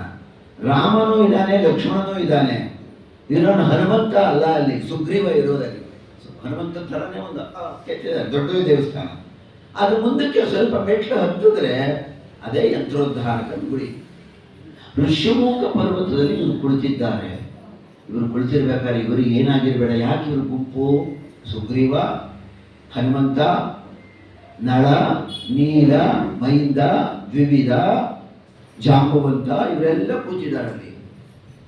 ಭಗವಂತ ಬರ್ತಾ ಇದ್ದಾನೆ ದೂರದಲ್ಲಿ. ಬರ್ತಾ ಇರಬೇಕಾದ್ರೆ ಈ ಕೂತಿದ್ದವರು ಎಲ್ಲ ಚಂಗನೆ ನೆಗೆದು ಅಲ್ಲಿ ಹೊರಟೋದ್ರು. ಬರ್ತಿರೋರು ವಾಲಿ ಕಳಿಯೋರು, ನಮ್ಮ ಶತ್ರುಗಳು ನಮ್ಮನ್ನ ಕೊಲ್ಲಕ್ಕೆ ಬರ್ತಾ ಇದ್ದಾರೆ ಅಂತ ತಿಳ್ಕೊಂಡು ನೆಗೆದು ಹೊರಟೋದ್ರು. ಆಗ ಹನುಮಂತ ದೇವರು ಮಾತ್ರ ಹೋಗಬೇಡಿ, ಬನ್ನಿ, ನಾನು ಹೋಗಿ ನೋಡ್ಕೊಂಡ್ಬರ್ತೀನಿ ಎಂದರು. ಏನು ತತ್ವ ಹೇಳ್ತಿದ್ರಲ್ಲಿ? ದೇವತೆಗಳಿಗೆ ಭಗವಂತನ ಬಗ್ಗೆ ಅಸ್ಪಷ್ಟತೆ ಉಂಟಾದಾಗ ನಿಶ್ಚಯವಾದ ಜ್ಞಾನ ಯಾರಿಗಪ್ಪ ಅಂದ್ರೆ ಹನುಮಂತ ದೇವರಿಗೆ ಮಾತ್ರ ಇರತಕ್ಕ ನಿಶ್ಚಯ ಜ್ಞಾನ. ಅಂತಹ ಜ್ಞಾನ ಹನುಮಂತ ದೇವರಿಗೆ ಇರ್ತಕ್ಕಂಥದ್ದು. ನಾನು ಹೋಗಿ ನೋಡ್ಕೊಂಡ್ಬರ್ತೀನಿ ಎಂದರು. ಹೋದರು. ರಾಮದೇವರ ಮುಂದೆ ನಿಂತುಕೊಂಡ್ರು. ಮುಖದಲ್ಲಿ ಕಿಂಚಿದ ಅಪಶಬ್ದ ಇವಗಿಲ್ಲೆಂದು ಮುಖ್ಯ ಪ್ರಾಣನನ್ನು ಶ್ರೀರಾಮನು ಅನುಕರಿಸಿದ. ಅಪಶಬ್ದ ಇಲ್ಲ. ಮಹಾವ್ಯಾಕರಣಾಂಬೋಧಿ ಹನುಮಂತ ದೇವರು ಸಾಮಾನ್ಯವಲ್ಲ. ಶಾಸ್ತ್ರಾಧ್ಯಯನ ಮಾಡಿದ್ದಾರೆ. ಸೂರ್ಯನ ಬಳಿ ಪಾಠವನ್ನ ಹೇಳಿಸ್ಕೊಟ್ಟಿದ್ದಾರೆ ಸೂರ್ಯನಲ್ಲಿ. ಆಗ ನೋಡಿದ್ರು ರಾಮದೇವರು, ಹನುಮಂತ ಏನು ನಿನ್ನ ರೂಪ, ಬಾ ಹತ್ತಿರಕ್ಕೆ ಅಂತ ಕರೆದರು. ಹನುಮಂತ ದೇವರು ಸೊಂಟವನ್ನು ಬಗ್ಗಿಸಿ ಕುತ್ತಿಗೆಯನ್ನು ಸ್ವಲ್ಪ ಮೇಲಕ್ಕೆತ್ತಿ ಕೈಗಳನ್ನು ಜೋಡಿಸಿ ಕಣ್ಣುಗಳಲ್ಲಿ ಭಕ್ತಿಪೂರಿತವಾಗಿ ರಾಮದೇವರು ನೋಡ್ತಿದ್ದಾರೆ. ರಾಮದೇವರ ಮತ್ತು ಹನುಮಂತನ ಮೊದಲನೇ ಭೇಟಿ ಇದು. ಆಗ ಕೇಳಿದ ಸ್ವಾಮಿ, ಎಲ್ಲಿದ್ದೀ, ಏನ್ ಕತೆ? ಇಲ್ಲಿ ಗುಡ್ಡದಲ್ಲಿದ್ದೀವಿ ನಾವು. ಹೌದೇನೋ, ಬಾ ಅಂದ ಹನುಮಂತ ದೇವರು. ರಾಮ ಒಪ್ಪಿಕೊಂಡ. ನೆರೆಯಕ್ಕೆ ಪ್ರಾರಂಭ ಮಾಡಿದ. ಆಗ ಹನುಮಂತ ಹೇಳ್ತಾರೆ, ಸ್ವಾಮಿ, ಅರಮನೆಯನ್ನು ಬಿಟ್ಟು ಇಷ್ಟು ವರ್ಷ ನೀನು ಕಾಡಿನಲ್ಲಿ ಓಡಾಡೋದೇ ಸಾಕು, ಇನ್ನು ಓಡಾಡೋದು ಬೇಡ, ಬಾ ನನ್ನ ಜೊತೆ ಹೆಗಲಲ್ಲಿ ಕೂತ್ಕೊ. ರಾಮದೇವರು ಹನುಮಂತನ ಒಂದು ಹೆಗಲಲ್ಲಿ, ಲಕ್ಷ್ಮಣ ಇನ್ನೊಂದು ಹೆಗಲಲ್ಲಿ ಕುಳಿತುಕೊಂಡು ಹನುಮಂತ ಹಾರದಂತೆ ಬೇರೆ. ಹಾಗಿರ್ಬೇಡ ದೃಶ್ಯ ನೋಡಕ್ಕೆ. ನಿಜವಾದ ಹನುಮಂತೋತ್ಸವ ಅಂದ್ರೆ ಅದೇನೆ, ಪ್ರತ್ಯಕ್ಷವಾಗಿ ನಿಲ್ಲಿಸಿಕೊಟ್ಟು. ಆ ದೃಶ್ಯ ಹೇಗೆ ಕಾಣಿಸ್ತಾ ಇತ್ತು? ಹನುಮಂತ ಹಾರಿದ್ದಾನೆ, ಎರಡು ಹೆಗಲಲ್ಲಿ, ಒಂದರಲ್ಲಿ ರಾಮ, ಒಂದರಲ್ಲಿ ಲಕ್ಷ್ಮಣ. ಶರೀರದಲ್ಲಿ ವಾಯುದೇವರು ಇದ್ದಾರೆ, ಪ್ರಾಣದೇವರು. ಪ್ರಾಣದೇವರು ಶರೀರದಿಂದ ಹೊರಟಾಗ ಬಿದ್ದು ಹೋಗುತ್ತೆ ಶರೀರ. ಆಗಲೇ ಹೆಸರಿಡೋದು, ಪ್ರಾಣ ಹೊರಟೋಯ್ತು, ಪ್ರಾಣ ನೀಗಿದರು ಬೇಕಾದ್ರೆ ಪ್ರಾಣದೇವರು ಹೊರಟೋದ್ರು. ಪ್ರಾಣದೇವರು ಹೋಗಬೇಕಾದ್ರೆ ಶರೀರದಿಂದ ಸುಮ್ಮನೆ ಹೋಗಲ್ಲ. ಒಂದು ಹೆಗಲಲ್ಲಿ ಜೀವನನ್ನ, ಇನ್ನೊಂದು ಹೆಗಲಲ್ಲಿ ಜೀವಾಂತರ್ಯಾಮಿ ಪರಮಾತ್ಮನನ್ನ ಹೊತ್ತುಕೊಂಡು ಮೇಲಕ್ಕೆ ಹಾರ್ತಾ ಇರುತ್ತೆ. ಮೇಲಕ್ಕೆ ಹಾರಿದ್ರೆ ಅದು ಪ್ರಾಣದೇವರು ಅನುಗ್ರಹ ಮಾಡಿರುವ ಮರಣವೇ. ಅದು ಯಾವುದು? ಮೇಲಕ್ಕೆ ಇದ್ರೆ ಕಣ್ಣಿನಲ್ಲಿ ಹೋಗೋದು ಪ್ರಾಣ, ಕಣ್ಣಿನ ಮೂಲಕ, ಮೂಗಿನ ಮೂಲಕ, ಕಿವಿಯ ಮೂಲಕ, ಬಾಯಿನ ಮೂಲಕ. ಇದು ಕೆಳಮಟ್ಟದಲ್ಲಿ ಹೋಗಬಾರ್ದು ಯಾವ ಕಾರಣಕ್ಕೂ. ಅದು ತಮಸ್ಸು, ನರಕವೇ ಅದು. ಹನುಮಂತ ದೇವರು ಯಾವಾಗ ಪ್ರಾಣದೇವರು ಮೇಲಕ್ಕೆ ಹಾರ್ತಾರೆ, ಜೀವನನ್ನ, ಜೀವಾಂತರ್ಯಾಮಿಯನ್ನ ಹಿಡ್ಕೊಂಡು ಹಾರ್ತಾರಲ್ಲ, ಅದರಂತೆ ಕಾಣ್ತಾ ಇದೆ ಈ ದೃಶ್ಯ. ಹನುಮಂತ ಜೀವ, ಲಕ್ಷ್ಮಣ, ಜೀವಾಂತರ್ಯಾಮಿ ರಾಮದೇವರು ಕಿತ್ಕೊಂಡು ಹಾರದ್ರಲ್ಲ ಮೇಲಕ್ಕೆ. ಚಂಗನೆ ಹಾರತಾ ಸೀನಂತ ಬಂದು ಸುಗ್ರೀವ ಇವರೆಲ್ಲ ಎಲ್ಲಿದಾರೋ ಅಲ್ಲಿ ಇಳಿಸ್ಬಿಟ್ರು. ಅಲ್ಲಿ ಯಾವಾಗ ಇಳಿಸಿದ್ರೋ ಏನು ಹೇಳಿದೆ ಇದ್ರ ತತ್ವ? ಹನುಮಂತನು ರಾಮದೇವರನ್ನು ಕರೆತಂದನು. ಒಂದು ವಾಕ್ಯ, ಸರಳವಾದ ವಾಕ್ಯ. ಆದ್ರೆ ಇರೋದ್ರ ತತ್ವ ಯಾವುದು? ಜೀವರುಗಳ ಹತ್ತಿರಕ್ಕೆ ಪರಮಾತ್ಮನನ್ನೇ ಕರ್ಕೊಂಡು ಬಂದು ತೋರಿಸೋರು ಯಾರು ಅಂದ್ರೆ ಅದು ವಾಯುದೇವರೊಬ್ಬರೇನೆ, ಬೇರೆ ಇನ್ಯಾರು ಅಲ್ಲ. ವಾಯುದೇವರೇ ಜೀವರುಗಳ ಹತ್ತಿರಕ್ಕೆ ಕರ್ಕೊಂಡು ತೋರಿಸ್ತಾರಲ್ರಿ, ಇನ್ನು ಅದಕ್ಕಿಂತ ಬೇಕಾಯ್ತು. ಪ್ರಾಣದೇವರು ತೋರಿಸಿದ್ರು. ಸುಗ್ರೀವ ಅವರೆಲ್ಲ ಅಂದುಕೊಂಡ್ರು, ಹನುಮಂತ ಆ ಬರ್ತಿದ್ರಲ್ಲ ಹೇಗಿದಾರೋ ಅವರು, ನೀಳವಾದ ಕೈಗಳು, ಅಗಲವಾದ ಮುಖ, ವಿಶಾಲವಾದ ಎದೆ, ಅದರಲ್ಲಿ ಆಯುಧಗಳು ಬೇರೆ, ಹೆಗಲಲ್ಲಿ ಬತ್ತಳಿಕೆ, ಎಡಗೈಯಲ್ಲಿ ಧನಸ್ಸು, ಬಲಗೈಯಲ್ಲಿ ಖಡ್ಗ, ಹಣೆಯಲ್ಲಿ ತಿಲಕ, ಮಣಿಸರಗಳು, ಜಟೆ ಕಟ್ಟಿದ್ದಾರೆ, ದಿವ್ಯವಾದ ತೇಜಸ್ಸು. ಒಬ್ಬ ನೀಲಿ ಬಣ್ಣದಲ್ಲಿದ್ದಾನೆ, ಒಬ್ಬ ಕೆಂಪು ಬಣ್ಣದಲ್ಲಿದ್ದಾನೆ. ಇಂಥವರನ್ನ, ಈ ವೀರರನ್ನ ಹನುಮಂತ ಕರ್ಕೊಂಡು ಬಂದನಲ್ಲ, ಅವ್ರು ಯಾರೋ ಇವನಿಗೆ ಗುರುತೇ ಇರಬೇಕು, ನಮಗೇನು ಭಯ ಇಲ್ಲ ಅಂದುಕೊಂಡ್ರು. ಹನುಮಂತ ದೇವರು ಹತ್ತಿರಕ್ಕೆ ಬಂದರೆ ನಮಗೆ ಯಾವುದೇ ಭಯ ಇಲ್ಲ. ಭವ ಭಯ ದಹನಂ ಸಜ್ಜನಾನ್ಮೋದಯಂತಂ. ಕನಸೇಲಿ ಮನಸ್ಸೇಲಿ ಕಳವಳವಾದರೆ ಹನುಮಾನ ನೆನೆದಾರೆ ಹಾರಿ ಹೋಗುದೆ ಪಾಪ. ಬಂದರು ಹನುಮಂತ ದೇವರು ಕರ್ಕೊಂಡ್ಬಂದರು, ಇಳಿಸಿದ್ರು ರಾಮದೇವರನ್ನ, ಸುಗ್ರೀವನನ್ನು ತೋರಿಸಿದ್ರು. ರಾಮ, ಇಲ್ಲಿ ಎಂಥ ಕಥಾ ನಡೆದಿದೆ, ಕಾರ್ಯ ನಡೆದಿದೆ ಅಂದರೆ, ಇವರು ರೂಕ್ಷ ಎನ್ನುವ ಕಪಿಯ ಮಕ್ಕಳು ಇಬ್ರು, ವಾಲಿ ಮತ್ತು ಸುಗ್ರೀವ. ಗೊತ್ತು ಇವರಿಗೆ, ವಾಲಿ ಯಾರು ಅನ್ನೋದು ಗೊತ್ತು, ಇಂದ್ರ, ಸೂರ್ಯ, ಸುಗ್ರೀವ. ಇಬ್ಬರಿಗೂ ಕೂಡ ದ್ವೇಷ ಬಂದಿದೆ. ಮಾಯಾವಿ ಅಂತ ಒಬ್ಬ ರಾಕ್ಷಸ ಬಂದ. ಇಬ್ಬರು ಕೂಡ ಅನ್ಯೋನ್ಯವಾಗಿದ್ದಾರೆ, ವಾಲಿ ಸುಗ್ರೀವರು, ಅಷ್ಟೇ ವಿಶ್ವಾಸ, ಅಣ್ಣ ತಮ್ಮಂದರು.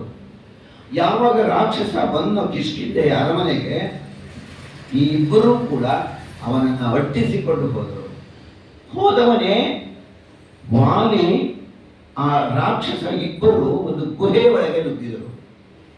ಇಬ್ರು ಕೂಡ ಗುಹೆಯಲ್ಲಿ ಯುದ್ಧ ಮಾಡ್ತಿದ್ದಾರೆ, ಇಬ್ರು ಸತ್ತಿಲ್ಲ, ವಾಲಿ ಮತ್ತು ಮಾಯಾವಿ. ಸುಗ್ರೀವ ಅಂದುಕೊಂಡ, ರಕ್ತ ಬೇರೆ ಬರ್ತಾ ಇದೆ ಗುಹೆ ಒಳಗಿಂದ, ಆ ರಾಕ್ಷಸ ನಮ್ಮ ಅಣ್ಣನನ್ನ ಕೊಂದು ಬಿಟ್ಟಿದ್ದಾನೆ, ಇನ್ನು ಬಂದು ನನ್ನನ್ನು ಬಿಡಲ್ಲ ಅಂತ ಹೇಳಿ ಬಂಡೆ ಕಲ್ಲುಗಳಿಂದ ಆ ಗುಹೆಯ ಬಾಗಿಲಿನ ಮುಚ್ಚಿ ಬಂದುಬಿಟ್ಟ ಅರಮನೆಗೆ. ತಾನೇ ರಾಜನಾಗಿದ್ಬಿಟ್ಟ. ತಿಂಗಳುಗಳು ಕಳೆದವು, ಅಲ್ಲಿ ನಡೆದಿರೋದೇ ಬೇರೆ. ರಕ್ತ ಹರ್ಕೊಂಡು ಬರ್ತಿದ್ದು ವಾಲಿಯದಲ್ಲ, ರಾಕ್ಷಸನದು. ವಾಲಿ ರಾಕ್ಷಸನನ್ನ ಕೊಂದಿದ್ದಾನೆ. ವಾಲಿ ಸಾಮಾನ್ಯನಲ್ಲ, ರಾವಣನಿಗಿಂತ ಬಲಿಷ್ಠ. ವಾಲಿ ಸಂಧ್ಯಾ ವಂದನೆ ಮಾಡ್ತಾನಂತೆ ಸಮುದ್ರಗಳಲ್ಲಿ. ಒಂದೊಂದು ದಿನ ಒಂದೊಂದು ಸಮುದ್ರ, ಒಂದೊಂದು ಸಮಯದಲ್ಲಿ ಒಂದೊಂದು ಸಮುದ್ರ ಹಾರ್ತಾನಂತಲ್ಲಿಗೆ, ಆ ಸಮುದ್ರಗಳಿಗೆ ಹಾರ್ತಾನೆ. ರಾವಣ ನಿರೀಕ್ಷೆ ಮಾಡ್ತಲೇ ಇದ್ದನಂತೆ, ಏನಾದರೂ ಮಾಡಿ ಈ ವಾಲಿಯನ್ನು ನಾನು ಸದೆ ಬಡಿಯಬೇಕು ಅಂತ. ಅರ್ಘ್ಯ ಕೊಟ್ಟು ಜಪ ಮಾಡ್ತಿರುವಾಗ ಹಿಡ್ಕೊಂಬಿಟ್ಟ ಹೋಗಿ, ಸಮಯಕ್ಕೆ ಸಿಕ್ಕದ ಅಂತ. ಯಾವಾಗ ವಾಲಿಯನ್ನು ಹಿಡ್ಕೊಳ್ಳಿ, ವಾಲಿ ತನ್ನ ಬಾಲವನ್ನ ಉದ್ದಕ್ಕೆ ಬೆಳೆಸಿ ರಾವಣನನ್ನ ಸುತ್ತಿ ಅವನನ್ನು ಎತ್ಕೊಂಡು ಹೋಗ್ತಾ ಇದ್ದಾನಂತೆ, ಒಂದು ಸಮುದ್ರದಿಂದ ಇನ್ನೊಂದು ಸಮುದ್ರಕ್ಕೆ. ಮನೆಗೆ ಕರ್ಕೊಂಬಂದ ರಾವಣನನ್ನ. ವಾಲಿಯ ಮಗ ಅಂಗದ ಇದ್ನಲ್ಲ, ಅಂಗದ ತೊಟ್ಟಿಲಲ್ಲಿ ಮಗನಿದ್ನಲ್ಲ, ಆ ತೊಟ್ಟಿಲಿಗೊಂದು ಕಟ್ತೀವಲ್ಲ ಗಿಳಿ ಚಪ್ರ ಅಂತ, ಹಾಗೆ ರಾವಣನನ್ನ ಕಟ್ಟಿಬಿಟ್ಟಿದ್ದಂತೆ. ಇನ್ನೆಷ್ಟು ವಾಲಿಯ ಪ್ರಾಬಲ್ಯ ಇರಬೇಡ, ಇನ್ನು ವಾಲಿಯ ಶಕ್ತಿ.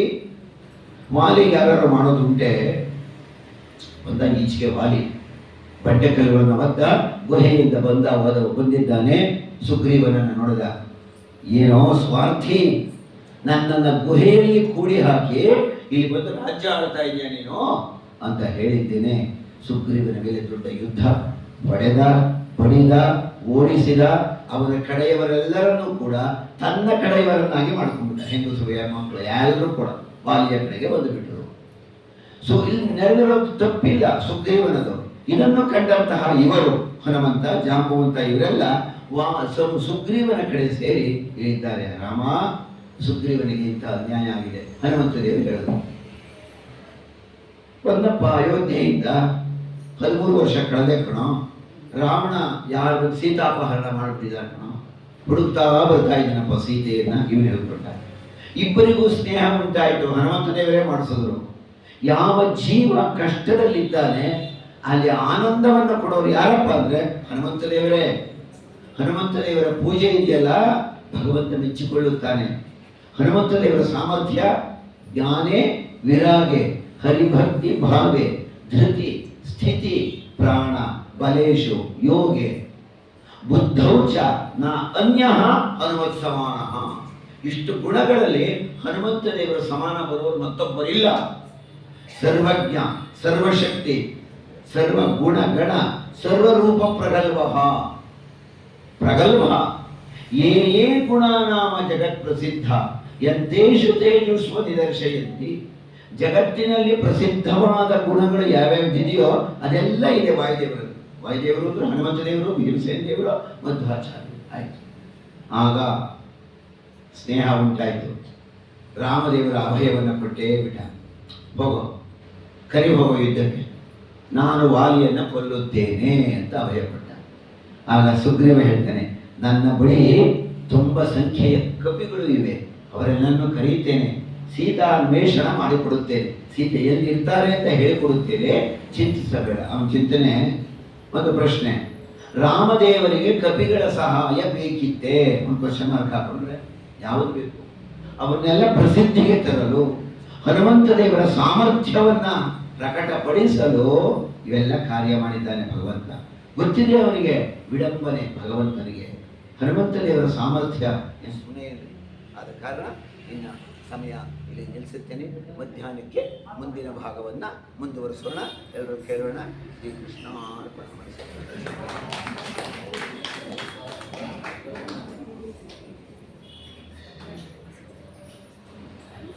ಈಗ